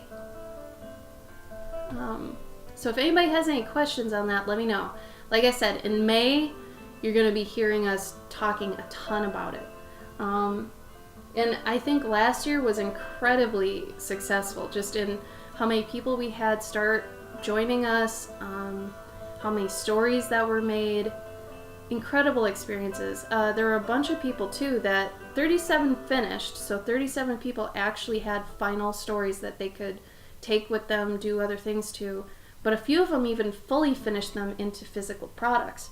So another thing that we do to try to, motivate people to finish, for those that just, maybe finishing the story isn't enough, we offer a publishing class at the end for those of you that finish. you know, because we don't want you to just finish this story and have nothing to do with it, like, afterwards. So we actually teach you how to make it into either a digital book, a zine, or a perfect bound book, and a saddle stitch book, actually. So those different ways of having it done so you can actually distribute it, we show you how to do that so you have a next step to actually get the book to finalize it, to do something with it, right? Because if you went all the way to make a story, hell, you probably will keep going to make it done if we tell you how. So you earn the right to learn. So you earn that class, which I think is nowadays something really important, you know, that you want to learn how to do it. You want that knowledge. So anyway, it's good. And Sarah, don't feel like you even need to have dialogue or anything written. Honestly, majority of my stories are wordless. I would say a good story you can read wordless. Like, you could take out all the text and you can still know what's going on. Text should not be, if you're not writing a novel, of course, if you're writing and illustrating it, you should be able to take out all the text and it still makes sense. Text should be supplemental, okay? It shouldn't be the main driving force of your story. It should just kind of help in the areas that need it, right? So don't feel like text is even necessary, because it's not. A lot of text is just additional, you know? So the class is free, but you have to finish Journey June. We might eventually offer it as, like, we had mentorships for a while, and we were thinking about adding it, and these were the mentorships. I've since gotten too busy for them, but these were those. And the products mentorship right here, this was basically where that was going to go. We were going to show you how to make a book, but it makes more sense for you to actually have a story to make the book. So we included it with Journey June as a free class, and we did it last year, and it was fantastic. The people, I'd say 4 of them, actually ended up either doing digital zines or just, you know, perfect bound books, stuff like that. What'd you forget? Oh, okay. That makes sense. So we might still offer it as a class later on, but for right now, we just keep it as kind of a, you know, you finish Journey to June, here's your, you know, what you earned, you know, rightfully. So as of right now, it's not really one you can pay to get, but you can earn it, which is, in my opinion, almost better. Because really, like I said, the quality of the story doesn't have to be there at all. It just has to be done. And you just have to prove it to us. That's it. That's good, Sarah. Yeah, we don't allow you to use previous characters at all. And honestly, if you do use a previous character, it's really easy to tell. Even if we don't know you. If you're struggling through the story in a certain way, it's pretty easy to tell when it's a character you've already had for a bit. So we tell everybody, new character, this is a crash test dummy course, so you can feel what it's like to actually go through the process of telling a story. Okay, you don't even have to use this story or make it into anything if you don't want to. The whole idea is that you just go through the process, so you know what it feels like. Because as your characters go through a story, you too are going through your own journey, right? You feel ups and downs as you're making a story. As your characters going through all their trials and tribulations, you're going through your own, figuring out how to do these things. And so in May, like I said, we're going to help you to develop these heroes to take on your journey. And I've got a bunch of exercises that I kind of take people through to figure out what is a good hero and what kind of hero is going to write its own story. Because that's when you know you're getting really good at storytelling. You make a hero so good that they tell the story to you. Like Gabe and I, a lot of the time, if we really nailed it with an idea, we just close our eyes and it's basically like a movie's playing for us. Because the character itself is so strong that it just takes you through. And you're like, cool. Every once in a while I gotta make a decision at a crossroads, and it's like, well, because of their personality, they go this way, and then they go that way, and then you see what happens. Like, it's weird. So, yeah, sign up. So follow the Instagram. It is Journey Through June.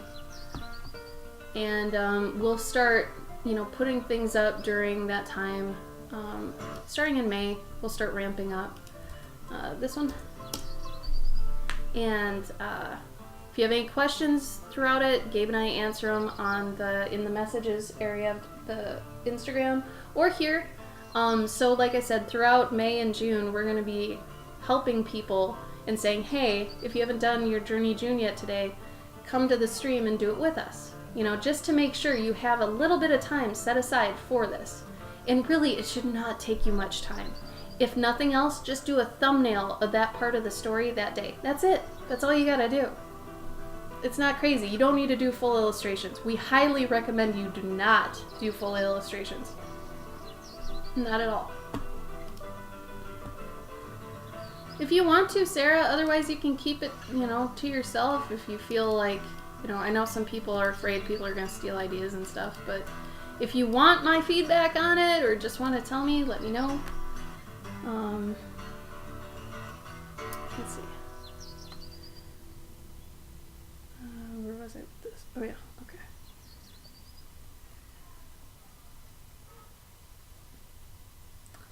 Do I want to do that? Sort of.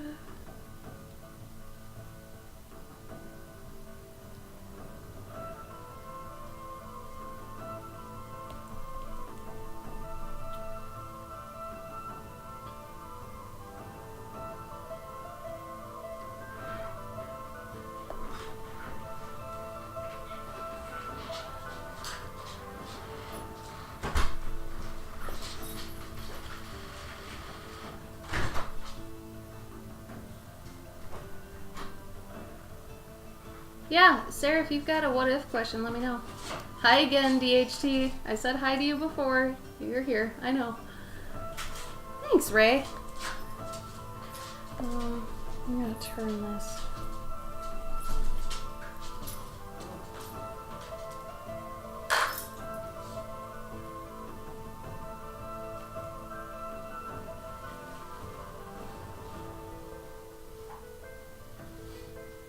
Have you checked the pollen levels lately? No. I wonder how bad they are. With how bad your nose is, it's gotta be pretty bad.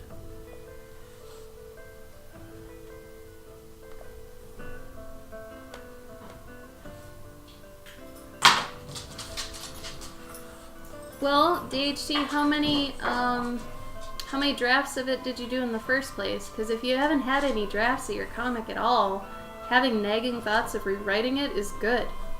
Honestly, the more drafts you can do of a piece, the better. Because it's going to come out that much more solid. Because the whole idea that you're having these nagging thoughts most likely means you've got some plot holes or some things that could be tighter in your story. So it's usually a good thing. Yeah, Mayfox, right? Oh my god. It's bad. What do you got? What are you doing?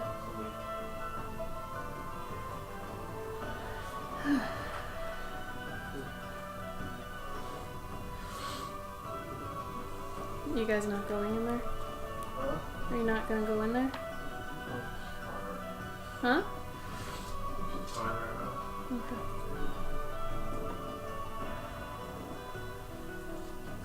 Remember, everybody, you are not going to do the very final thing on the first try, and if you do, you're probably kidding yourself, because that just doesn't happen. Like, professional writers, Stephen King, anybody, Neil Gaiman, they will not write the most perfect thing on the first try, and they know it. And, that's part of being a writer and a storyteller, is knowing that it's going to need some tightening. It's going to need some polishing. It should. To be a good story, you need to go over it 1,000,000 times so that if somebody reads it and they love it and they try to dissect it 1,000,000 times, that it's going to be covered, It'll be a good story if you actually go through the motions of, rewriting it and stuff. What if there were a civil rights movement in modern day, but about werewolves. So werewolves wanting like human rights, basically. I feel like Stop eating people. I've seen that somewhere. I mean, isn't that kind of what Underworld is?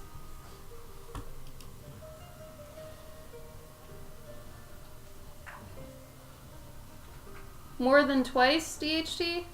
I'd say you'd need to probably do at least 3 drafts of something in some facet, you know? Rewriting 3 different stories isn't the same thing as rewriting the same story 3 times. Those are both very different. I think also sometimes you just gotta move on. That's another thing too. You have to know when maybe a story is less worth the effort than you're putting into it. Maybe there's another story that deserves more of your time than one of the other ones. Like maybe James Lucas Jones needs to make a new story. What did you say? Like, not James Lucas Jones. What's his name? George Lucas? George Lucas.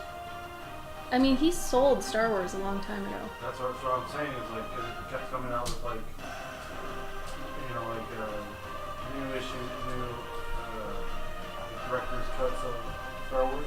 Yeah. Far different. Explain what you mean by far different. Like werewolves in the 60s fighting instead of people of color, or Kristen. Hi, Mike.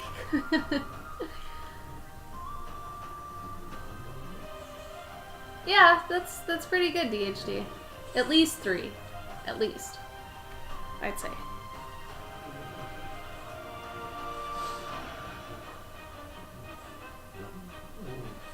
I want something to go right here, but I don't know what. Or maybe a mortar and a pestle. I'll do that.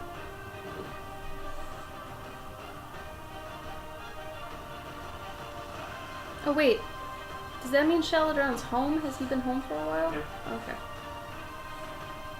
I didn't know if now was when he got home and that's what she meant, but okay. Got it. Alright, so real quick, I'm gonna finish pencils. There we go. Alright. Like werewolves in present day.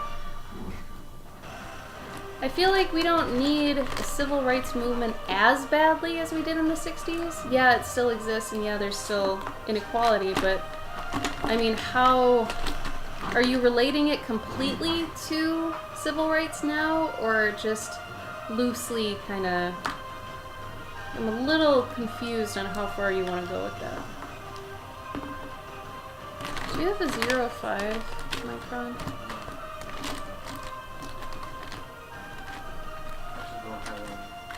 Did you give them all to me? No, I don't have any. You used to. I'm not for one. And that's why I asked if you gave them to me.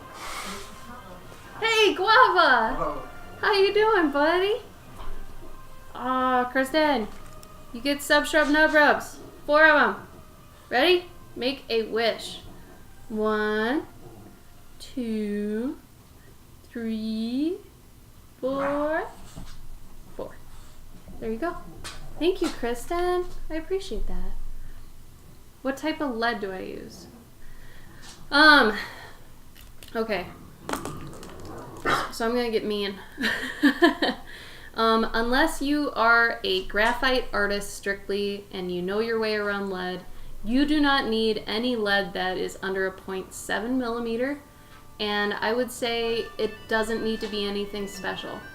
Honestly, if you just get one of those packs of a bunch of mechanical pencils at the store, that's fine. They are a bit blurry, like you can smudge them easy. I mean, you can get harder lead if you want, but like this is just, honestly, this is just probably semi-smooth lead. I think it's HB, the lead that's in here.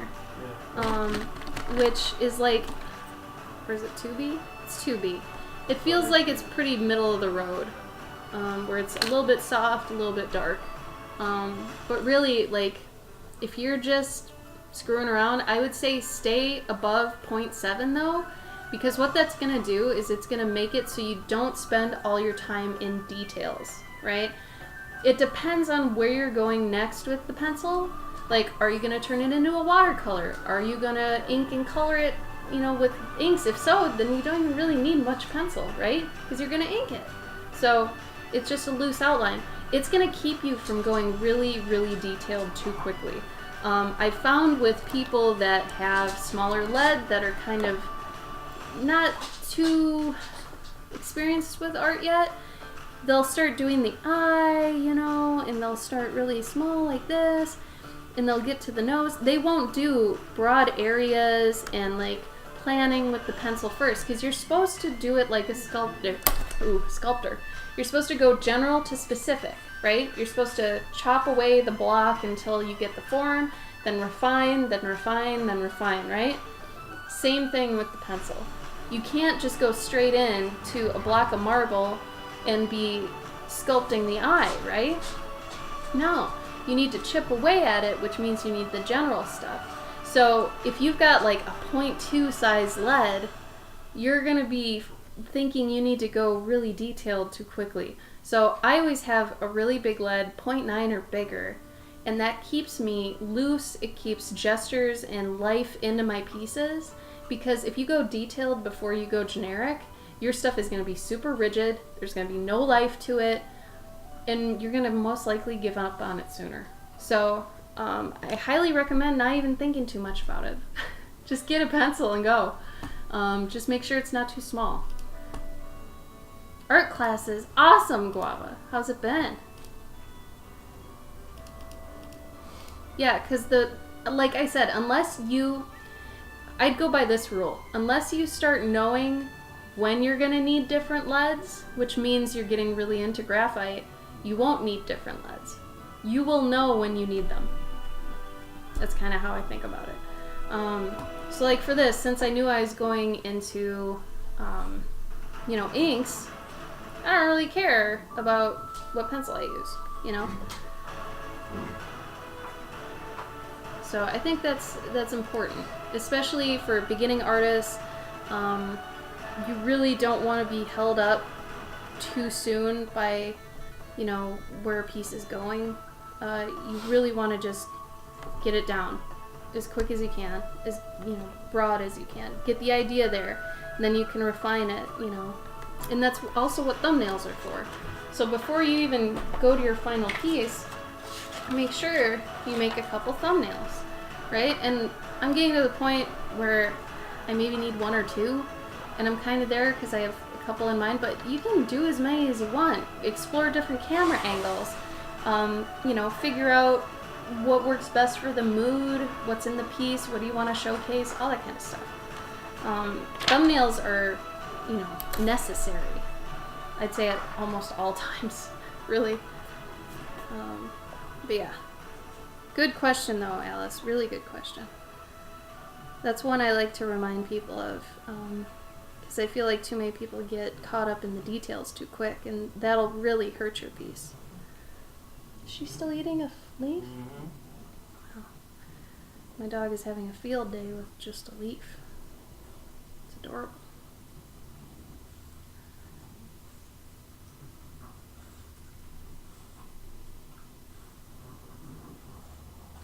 So, Sarah, so people are aware of werewolves in this scenario, and they're discriminated against, but no one's actually, like, I'm trying to think of a situation where they're not, like, fully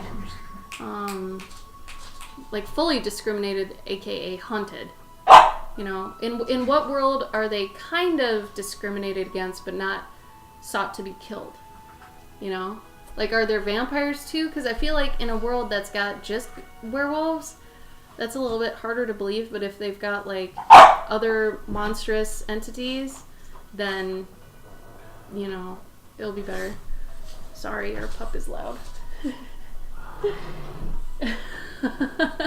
She needs to be removed.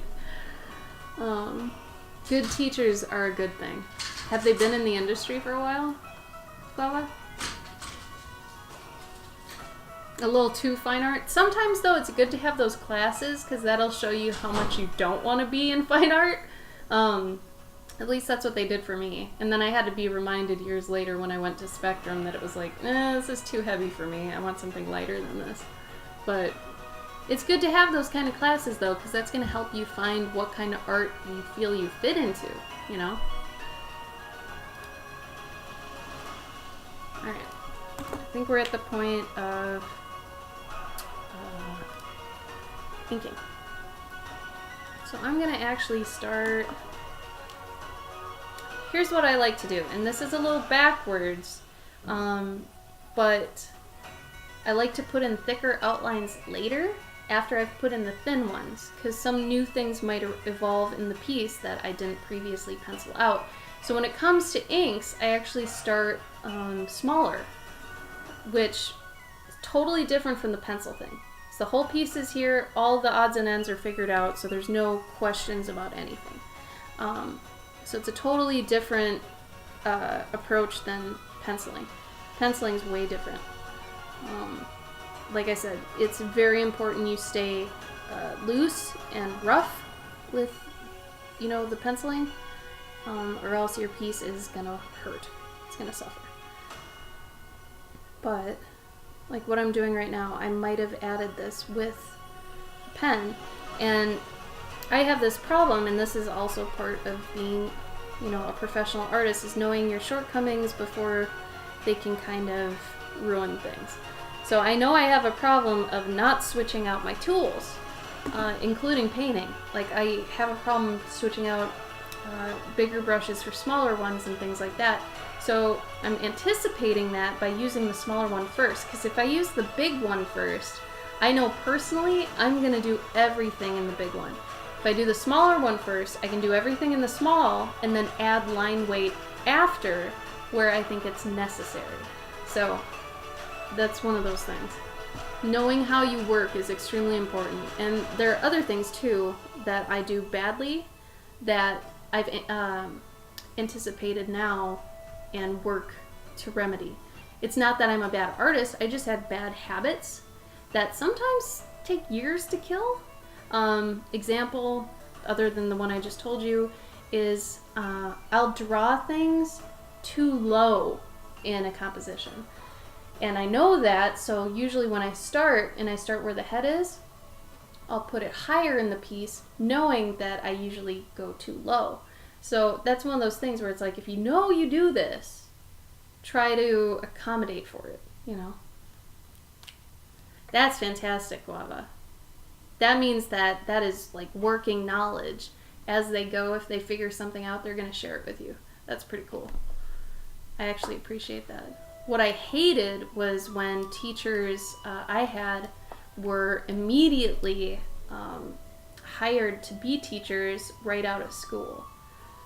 I had probably 2 of those in college. I was so mad. I felt so cheated because I wanted to know about the actual industry, right? Any part of it, whether they were in gaming, animation, just illustration, whatever. I just wanted to know what that was like. And if I get somebody who is just in school back in as a teacher, I feel like they can't teach me anything. You know? I feel pretty cheated. But no vampires. Okay, so there's werewolves and demons. Well, so you are going to have to set this up pretty early on, and this is where world building is okay once you start actually writing the story. You're going to have to make it so you look at the everyday life first and foremost of someone random and show how werewolves are just accepted but not the highest class tier. And then once you've introduced that, then you can introduce your main characters. But I would establish that first, because otherwise people are going to have a harder time believing, why aren't all these people killing the werewolves instead of just treating them with disrespect? Like, there's a weird line there that you're going to have to... It's going to be tough. Delicate. Very delicate, I'm going to say. But you can do it. Just, you'll have to put yourself in the situation, I think, quite a bit. Here, I'll zoom in on this, so you guys can see more of what I'm doing. I might get in the zone and forget to move the camera. If that's true, yell at me.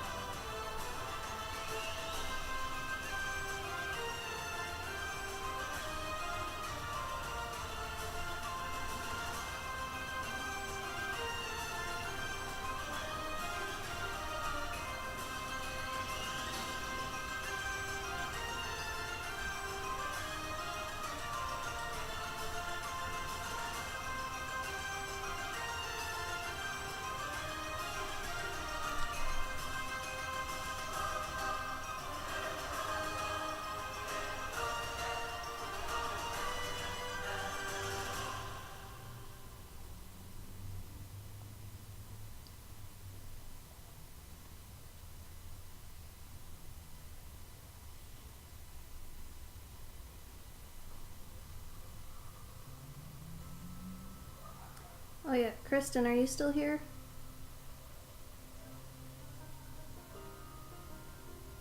Obviously, inking is a bit more involved than just penciling, hence why I've gone quiet. How do you go about finding your target audience? Ah, good question. So, first of all, what was I going to tell you?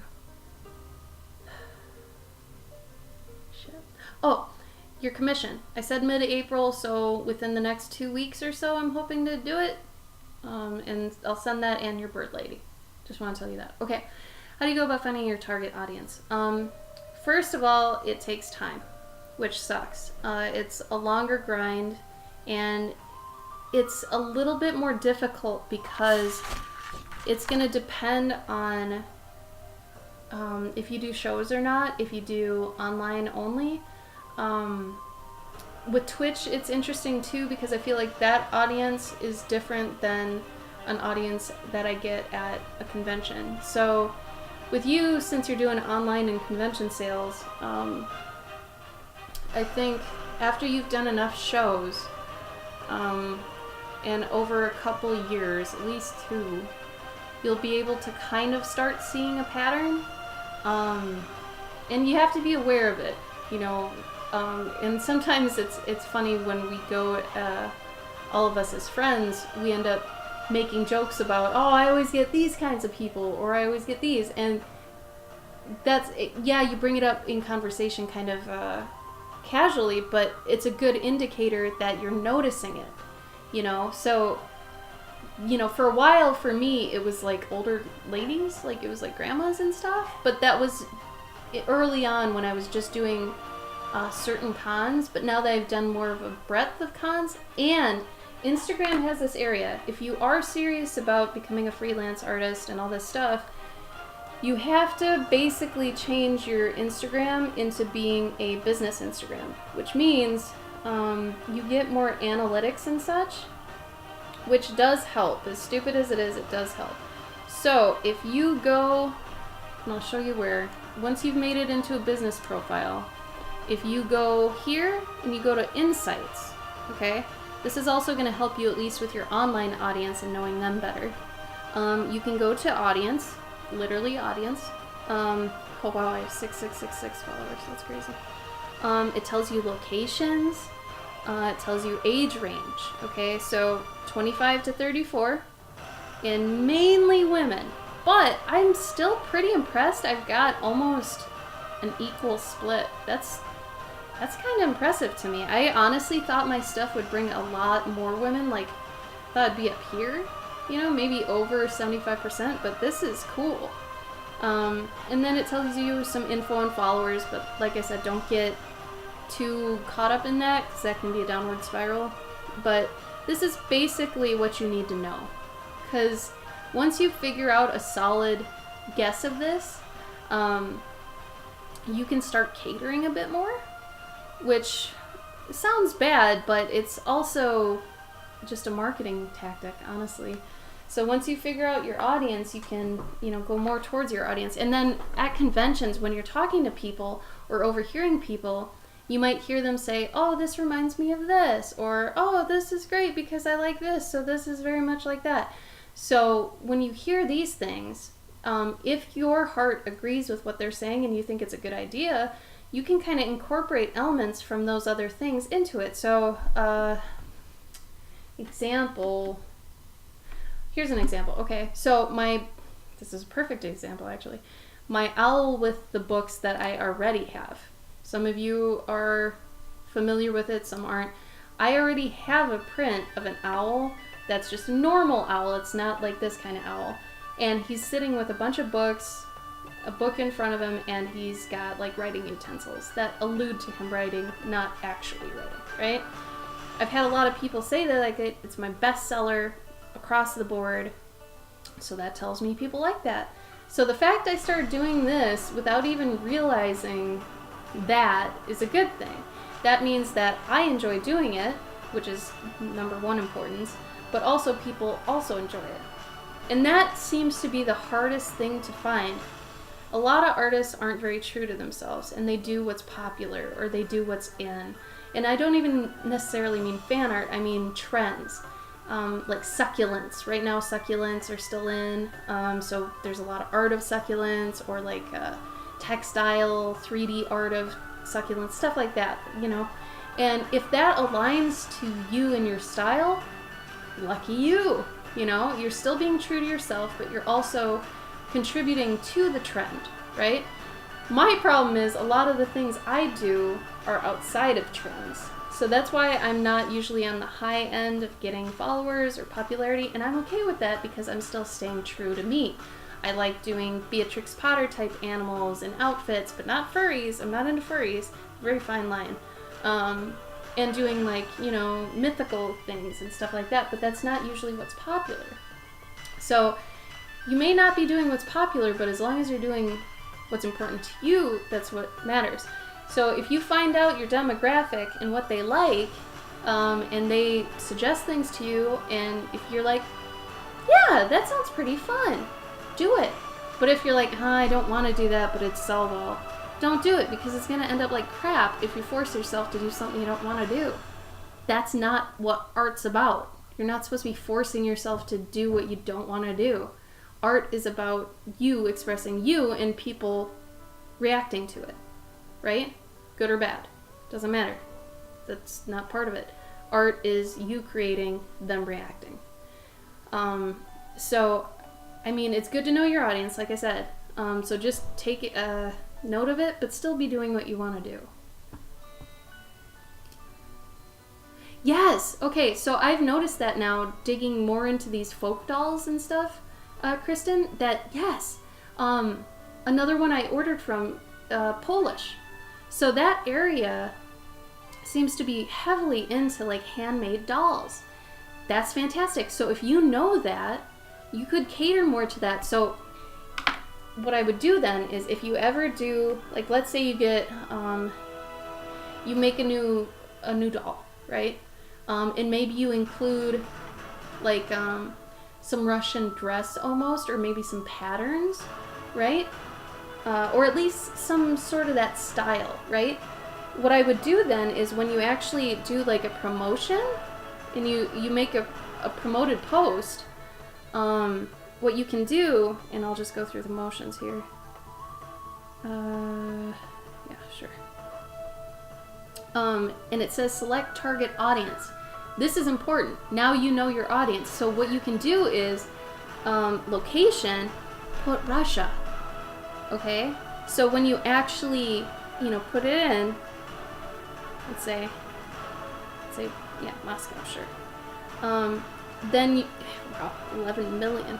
That's great. And then you can decide how much money to put into it, and it'll tell you your reach. But it's good because that'll tell you, and you can say interests, handmade dolls, artisan dolls, anything you call it when you put in tags and stuff. With those two things combined, that's going to really help. And as long as you're okay shipping to Russia, that's another thing. Make sure you know how much shipping's going to be and all that sort of stuff. That's great. Target audience in writing, Sarah, I would say is not as important, I guess. Only though if you're writing YA versus like adult or kids book. I'd say that's when the audience comes the most into play, because there are very strict rules for young adult versus adult and kids book. Yours, I'm guessing, with how adult civil rights and politics is, it's not gonna really be for YA. If you do it for YA, it's gonna be it's gonna be tough. Because you're gonna have to be able to say some words in some situations but not others. And the civil rights movement is pretty it's very violent, it's very adult, so for you to write in anything but adult for that, it's going to be tough. You can do it, but like I said, with young adult, it's going to be rough. So you'd have to look at books probably that deal with that similar sort of stuff, like To Kill a Mockingbird. Since we read it in high school, I guess it's considered YA to an extent. But yeah, that sort of stuff. But I wouldn't let that affect overall what you want your piece to be. I would almost write it and then, be like, well, who's this for?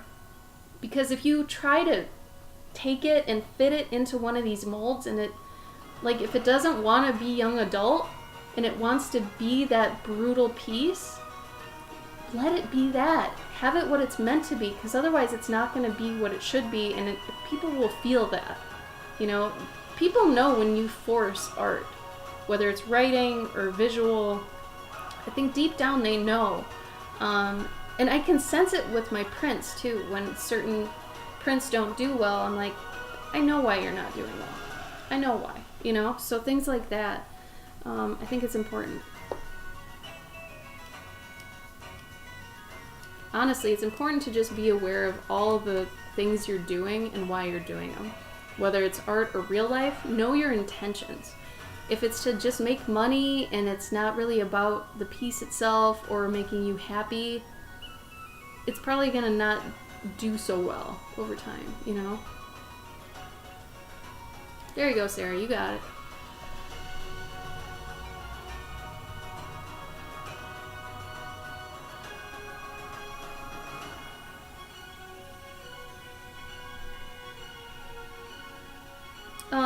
Kristen, did you get my email before you had that other convention?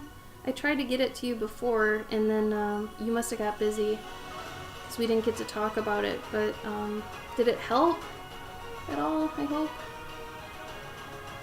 If you have any more questions on it, let me know.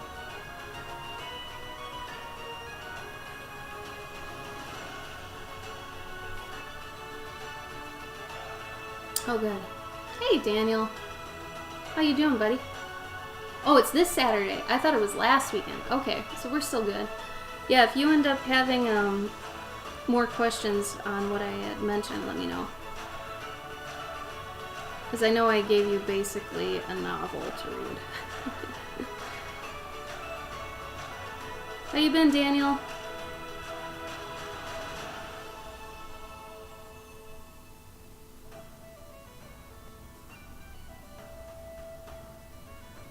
And I was worried about making this monocle like a perfect circle, but then I was like, you know what? If you can find cut glass, it is not going to be perfect glass.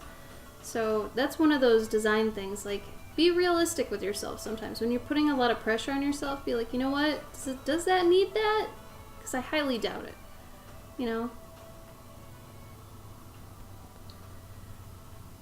It's really, sometimes things look better when they're not toiled over, and you're just loose with it. And the whole point is if you do it multiple times over and over and over again and you're that loose with it, one of two things is going to happen. One, you could develop bad habits if you're not paying enough attention. But if you are paying attention and you're righting your wrongs as you go, the more you do it, the better and smoother it's going to be, and the more brave you're going to be about it. And you'll be fearless when inking and drawing. So it's important. Bucket of chaos sounds about right. Yeah, Daniel, yeah. So that might just not be, honestly, Kristen, those people might not be your demographic then. Because you shouldn't have to lower your prices. Same with mine. Okay, so you and I have a similar thing. My commissions originally, the Pet and Armor ones I do, they started at $60. And I had a little tiny sign this big, right? I don't know if I've said this before or not. If I have, I'm sorry. I'm going to say it again. But over the years, after I started getting more than I could actually keep up with, I had to keep raising the price. And now they start at $275 for the smallest size one pet. You can go up to 4 pets and go up a bigger size. So the most they can be is basically like $500, $525 for the biggest size most pets. So over time, I've had to meet the demand, right, for it to actually be doable. And my backlog is still a year.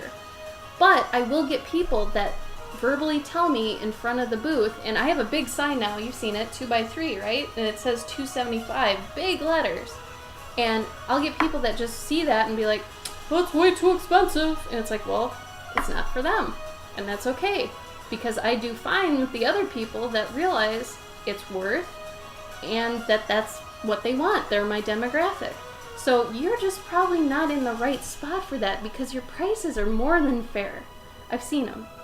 Your prices are more than fair, and I've seen other doll makers now knowing that what the normal prices are, and I think, honestly, you could even raise them, but I just think you may not be in the right spot yet. And once you go to probably more Comic-Cons, I think you'll see some more, like, variance in people. FairyCon wasn't a very good indicator, but I want to see you go to a bigger show. I want to see how you do at a big show, because that would be a really good indicator of if comic shows have the right demographic for you or not, and if not, then you might need to pull back and try more art shows or 3D shows. But I am really curious to know like how you do at a New York Comic Con or at Emerald City, you know, with what you've got, because I think people are craving handmade stuff lately.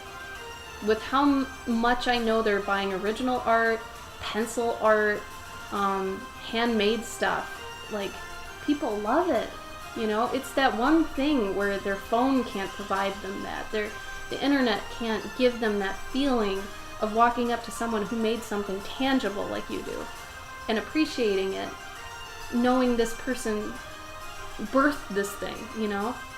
Totally different experience. I think that really calls to people on a very primal, original level, you know? So I really think, don't give up on it, obviously, but I want to see you, yeah, go to the other cons. Then we can figure out from there where you should try.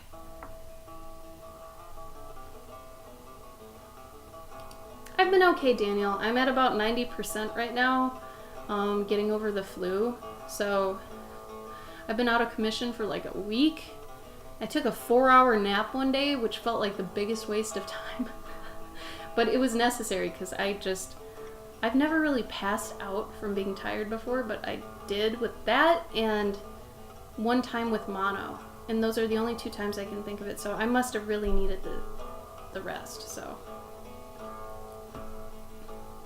Oh, thanks, Spongy. Ratsapam, yeah. It's funny because I did start with the mustache Spongy and the beard here, and I was like, he's like a mix of Nicodemus and the owl in the tree. And I was like, you know what? I'm cool with that. I'm alright with that. It's okay, Daniel. I think Gabe got it from C2E2, and he brought it home, and he was sick, but it was not the flu. And then I think it mutated for me, lucky me, and I got it. But it's okay, if that's the one time I'm sick, like all year, I'm okay with that. Usually I only get sick once a year, if that, so. Guys, drawing! Thank you for the host! Well, thank you, Spongy. I really enjoy doing bird hands with feathers. It's one of my favorite things to do when I get like the pet commissions of birds. Oh, I really enjoy it. I was kind of heartbroken once. There was a lady that got one of quails, right? She had quails. One was named Pumpkin and Spaghetti. And I was like, okay, I like to ask this, but, you know, because I don't want to just do it and you'd be like, what? But I was like, can I use their feathers as fingers? And she was like, no, I'd rather you didn't. And I was like, okay. So I'll show you an example of them using fingers and the one where they're not using fingers. And it's like, there's such a big difference, and it's not, I feel like it's not really like furries, you know? So here, okay.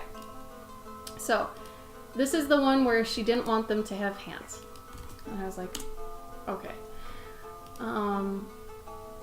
But on these other ones I have, so like this one,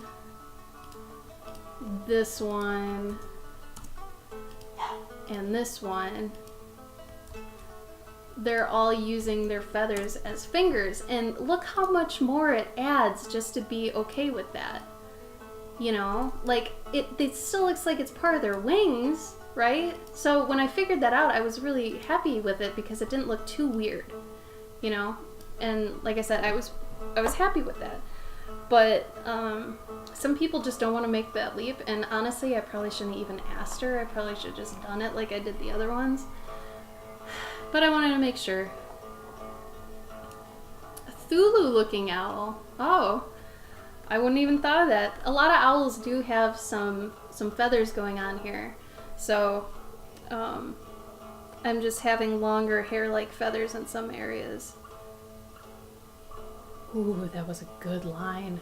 You know that feeling when you draw like two parallel lines and they end up and they just shoot, and you're like, oh! I love that feeling. I love that feeling so much.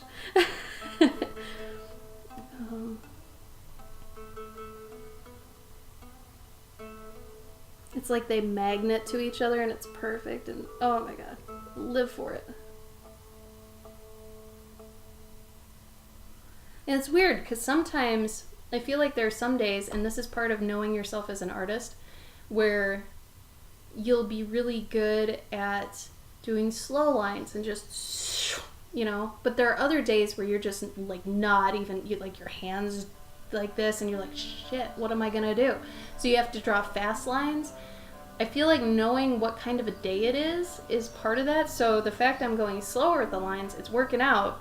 So knowing that, I'm gonna keep doing it. Because if I do a fast line at any point, I feel like it's gonna be off, you know? Thank you, Daniel. You saw it too. Yeah! Oh, that feel. Watch, now I'm gonna screw it up now that everybody's watching my lines. No. It's just one of those things that I feel like, you know, knowing what kind of a mood your body is almost in is part of being a professional artist, because those are the things that are telling you, okay, you have to change how you're working today, you know, to get all this work done, because your hand hurts, or you've had too much caffeine, or you're sick, you know. Listening to your body is part of, I think, being, you know, an artist doing the pro thing, because you have to really know how to change how you're working for yourself that day. And it is daily, if not hourly, you know, depending on how your day is going. Example, like if I start off my day and I'm having good line work, I'll do all the smooth lines first. But let's say I have coffee later and I've got caffeine and I'm jittery, I'll use that to my advantage and do the parts that either require stippling or hatching or more texture, because then it's going to play into my strengths at that time, right? Super important. Super important. Just be aware, you know. That's okay, Sarah. Focus on your strengths for the moment, right? And then once you get those up to speed and to a point, maybe dabble with the other stuff and see where you're at with it. Make sure you're just always happy doing what you want to do. Don't feel like you gotta do things for popularity or anything like that. Or following trends or that kind of thing.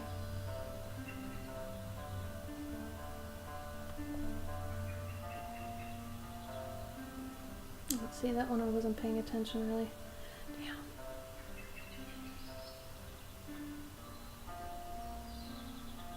Also, blinking and breathing are important with lines too and inking.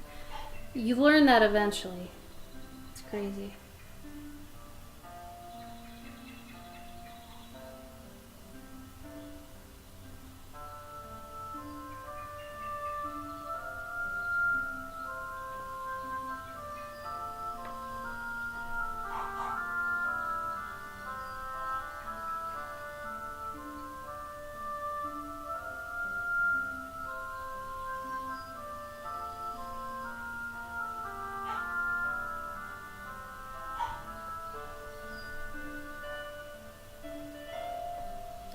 Feel bad for Gabe. He's in the other room with Bruni, our dog, because she's being a little bit unruly and a little bit barky. So she gets in these moods where she barks a lot, and I feel bad for him because he's trying to get his comic deadline done. So I might duck out at some point to go help him and watch her so he can get his deadline done. Usually when we stream, the other one will kind of do damage control with the dog, because she's still a puppy, so she gets unruly, she gets cranky, so, you know, we try to help the other one. Very similar to parenting.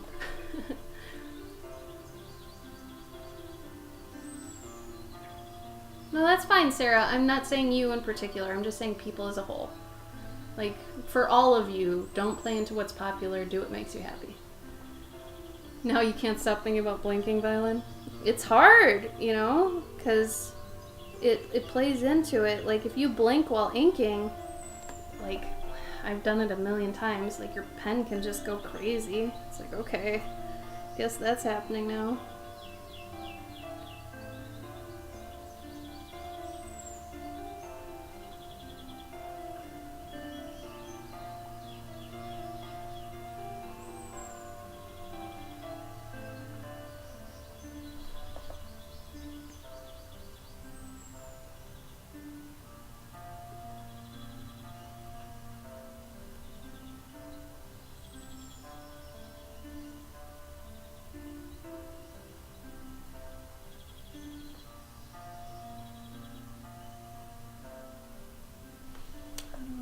Close that.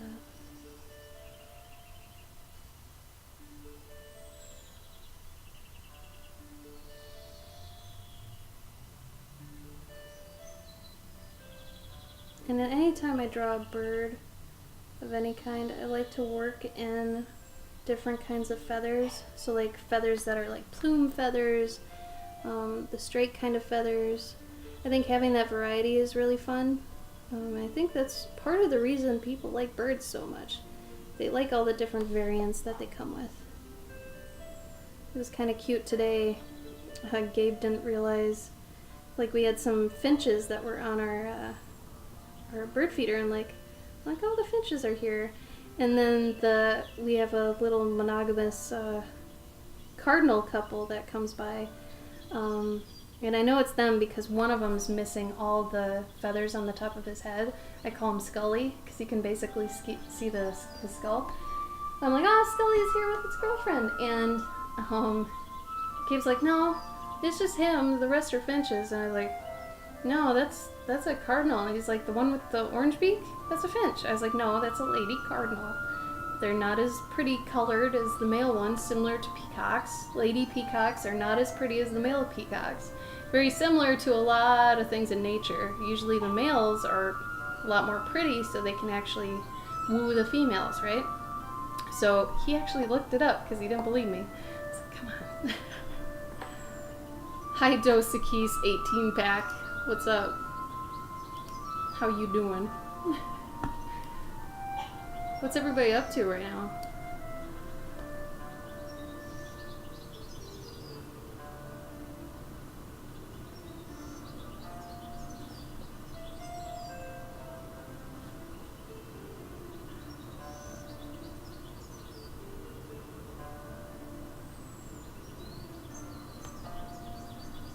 I'm fine, thank you. I'm getting over a cold, but other than that, not bad.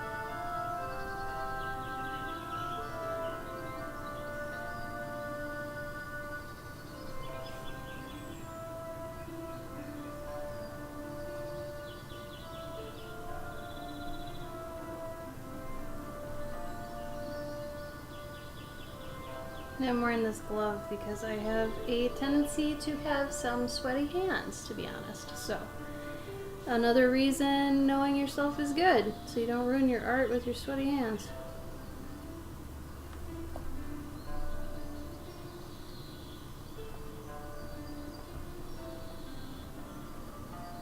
Oh, good. Thank you for joining us then, Dosakis. I'm happy to oblige. I think it is fun seeing how everybody does their own version of drawing. So everybody does it differently, everybody's learned differently. So I find that very interesting about the whole thing. No one draws the same.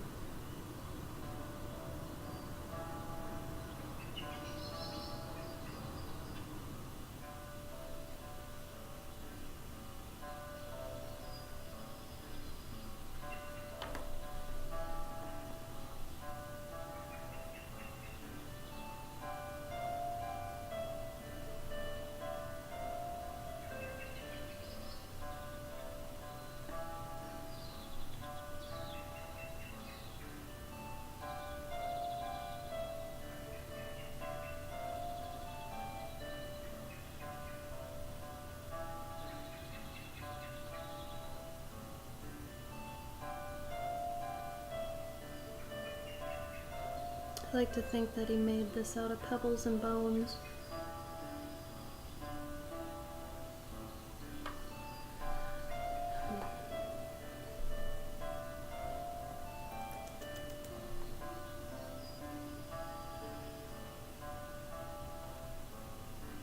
I might just save this piece for working on the stream instead of finishing it off stream. So if you guys keep coming back, we'll be able to see where I go with it. Could be fun.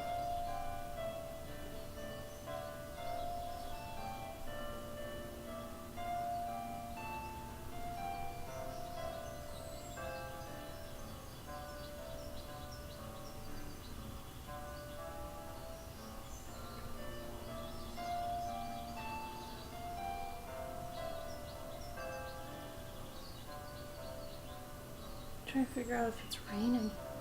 Sounds like it's pouring outside, but I can't tell.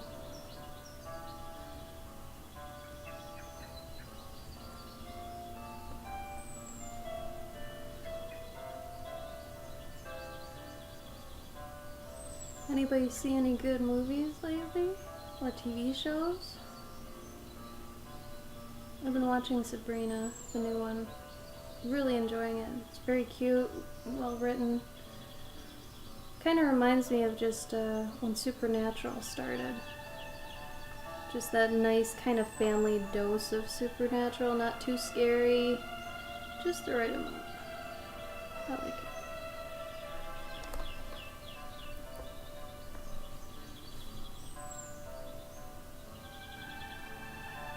I think it's pretty fit for the times too. They're pretty forward thinking with a lot of the stuff they've got in it, which I think really helps.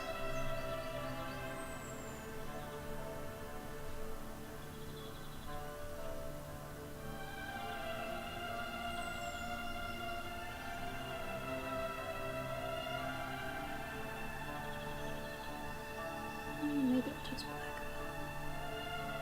I'll add a glare later with a gel pen.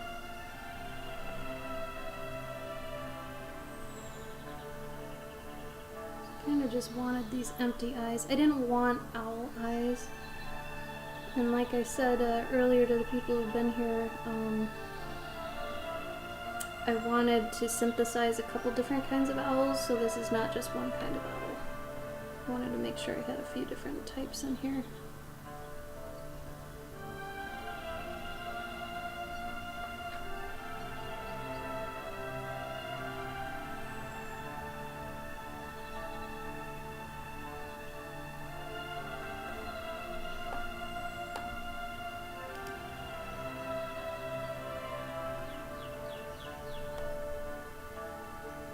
Oh, I love that, Kristen. Yeah, basically. I did use one of those type of owls as a main reference with the ears, so. Jerk Gently's Detective Agency. Oh, what kind of a show? Is that a show, Mayfox? What is that one? Hi, Untamed Ego. What's up?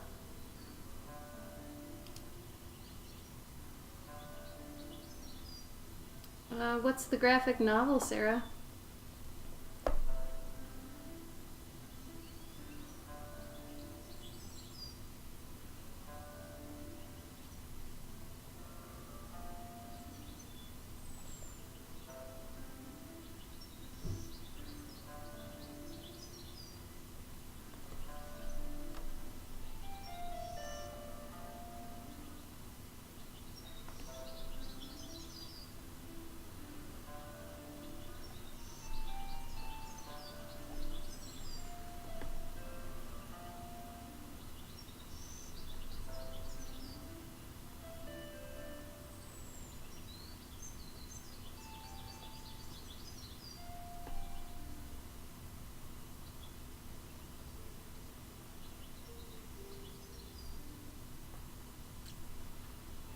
Moonstruck?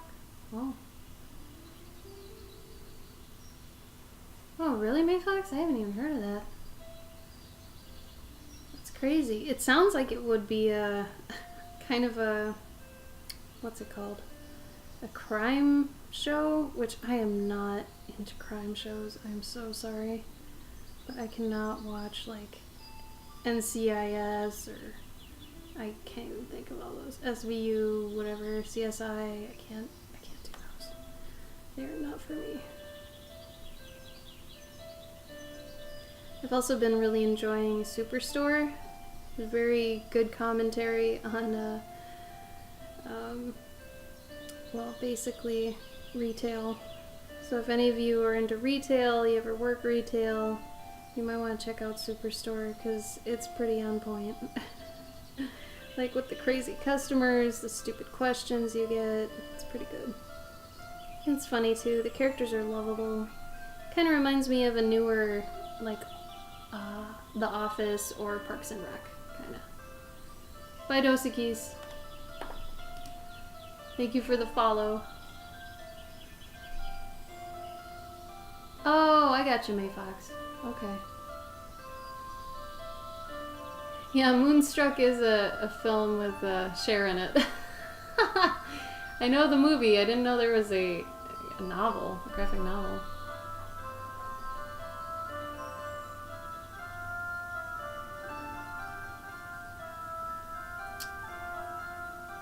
Super weird. What do you mean by weird, Daniel? Like good weird?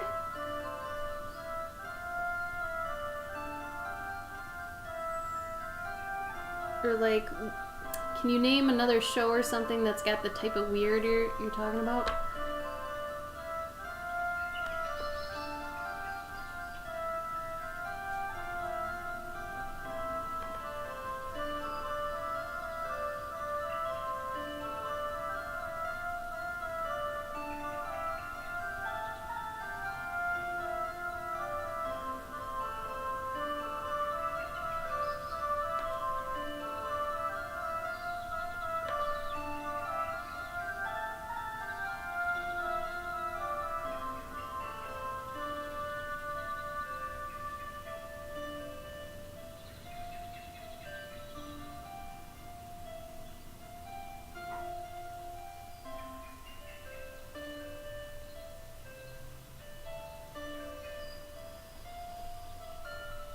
Oh, I wanted to start watching Russian Doll. It looked good. Oh, that's a good explanation, Daniel. I actually got a pretty good feel of it from that. Doctor Who without the campiness and low budget. That's cool then. So does every episode have like a bunch of weird like characters and cool designs and stuff? I do like dark comedies. Is it Dark Comedy Mage?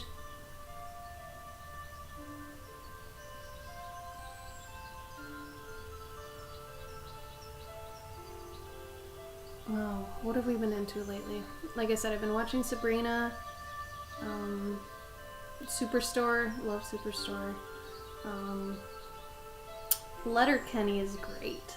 I don't know. I know we've talked about it before, but Letterkenny is hilarious. It's fantastic. In our opinion, we like funny humor and timing and stuff, but super Canadian, but it's cute.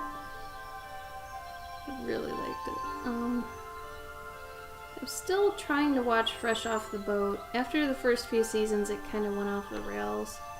I liked it originally, and now it's kind of down. We watched Brooklyn Nine-Nine, which I also feel like Brooklyn's kind of like, I think since the maybe third or fourth season, somewhere in there, it's gotten kind of meh.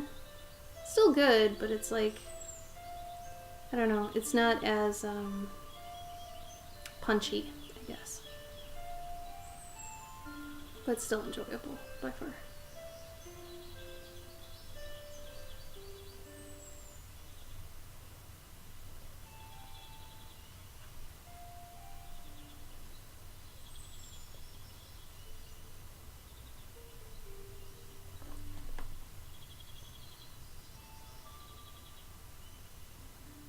Oh, I feel you, Sarah.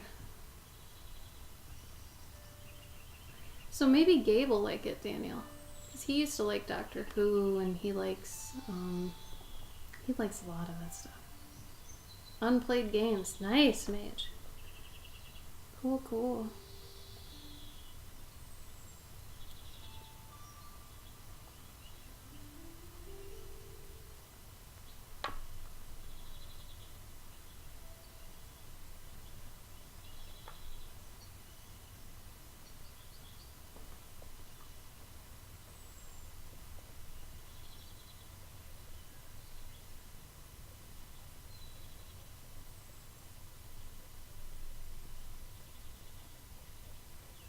So just a reminder that next month we're going to be gearing up for Journey June.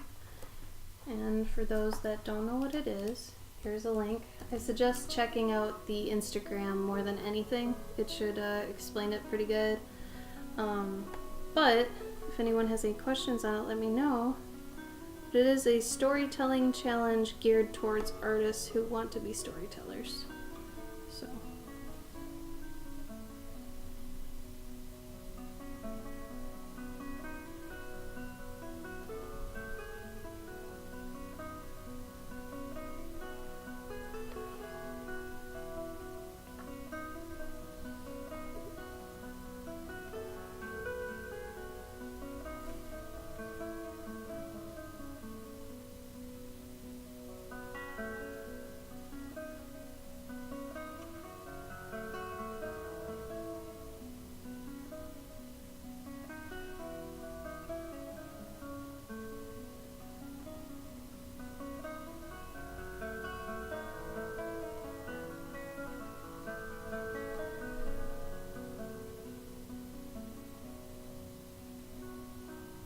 Understood, Sarah.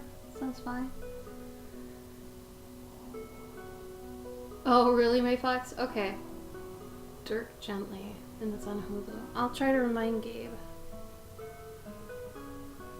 Because he's always looking for something to watch during drawing, obviously.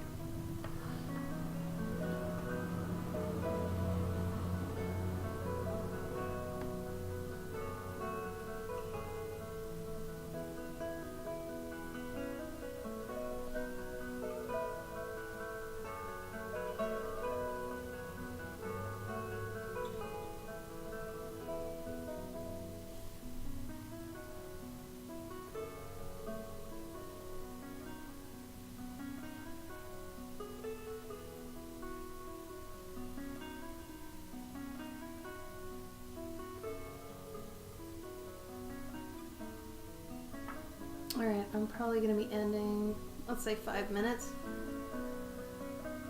So if anybody has anything they want to talk about in the next 5 minutes, let me know. We're gonna relieve Gabe of dog duty here, so he can get some stuff done.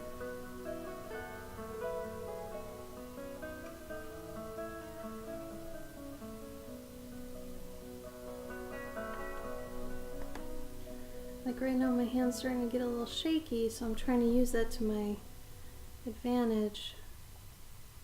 Because this cloak can be a little tattered. Add little tattered things to it. A little bit of edging, crap, holes, things like that.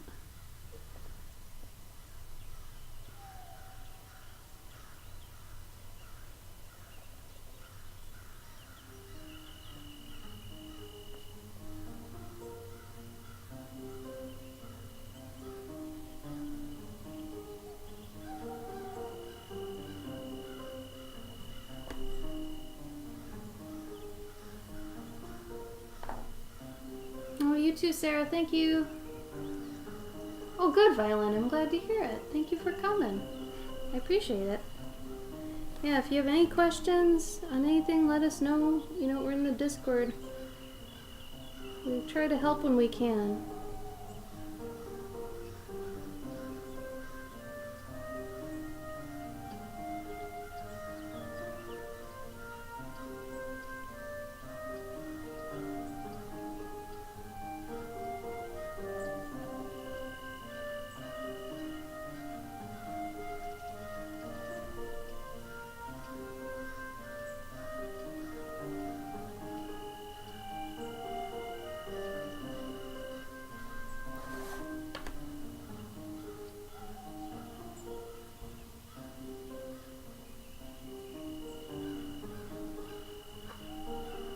Oh, thanks, Daniel. Hope you're doing well, man. Appreciate you stopping by. I love seeing your work all the time. Your color palettes are always really what are quite stunning to me. I do enjoy those a lot. The fact they're like pastel but still really bold. I love that. You do great work, my friend. If you want to drop your socials in, please do. Suppose we should find someone to raid, huh? Maybe one of my buddies is on. Let me finish this one tassel. You guys know I love doing my tassels. And then I'll find someone, hopefully, to raid. My buddy Wade is usually on. He's great.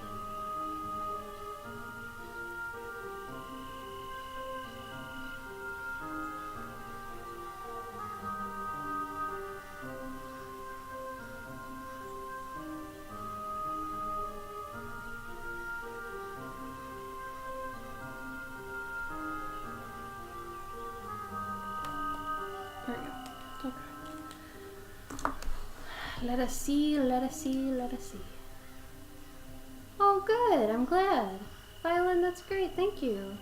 Hey, Moltar. We're kind of on our way out. Also, update on all your stuff. I'll be starting it probably in a week or two, and I'll be hitting you pretty hard for a lot of not only the assessments on the pets, but also your commission that you got on stream that one time. I'm going to be asking you some questions. I want a lot of detail, so I'll hit you up about that. Let's see. Any of my friends on? Cassie. Excellent. Jimmy Wetzel's on. Furay's on. Oh, let me go see. Let me see what my friend Mayro's doing.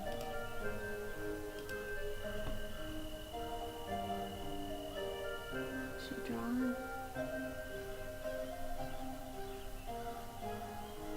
Oh, she's doing some fan art.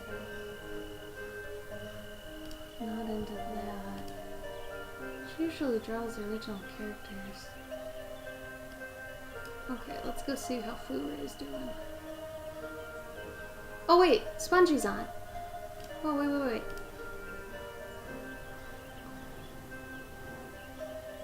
Oh. Yes, good. Okay, my sweetest pie friend Spongie's on. We're gonna raid her. She deserves it like a million. I'm not usually on past 7, yeah. In the coming months, I'm hoping to actually be on later. I've had the flu, and I've been doing this crazy deadline where I had like 40 commissions due by March, which I luckily got extended through April. But I've been trying to finish those, and I'm almost to it. And then the next deadline I have is like 40 more commissions by August and September. So I'll have a little bit more breather room come May, because, you know, it's just been insane. So I apologize. But hopefully coming in like late spring, early summer, somewhere in there, I'll be able to stay on longer. So I originally took this slot to be able to do that, and I haven't been able to. So it's wonderful to see you too, Alice. I'm gonna leave it until Gen Con. I won't be at Gen Con. I didn't get in. Sorry, Moltar. I wish I did. Apparently they change judges every year. So the ones that got me in last year aren't going to be there this year. They chose other artists. So I did not get in, and it is my favorite convention, so I'm very heartbroken about it. But hopefully next year. But we will start talking about it soon. I'm very sorry. Like I said, that deadline's been killing me. So we're going to raid Spongy. I think she's doing some ink too. I guess it's ink night. So here we go. I'm going to go get Spongy, I guess? Or... God, I did it backwards. See, this is what having the flu does to you. Here we go. Alright. There we go. Thank you all for coming so much. I'm so sorry I was still sick, but we went through at least 3 hours and it was great.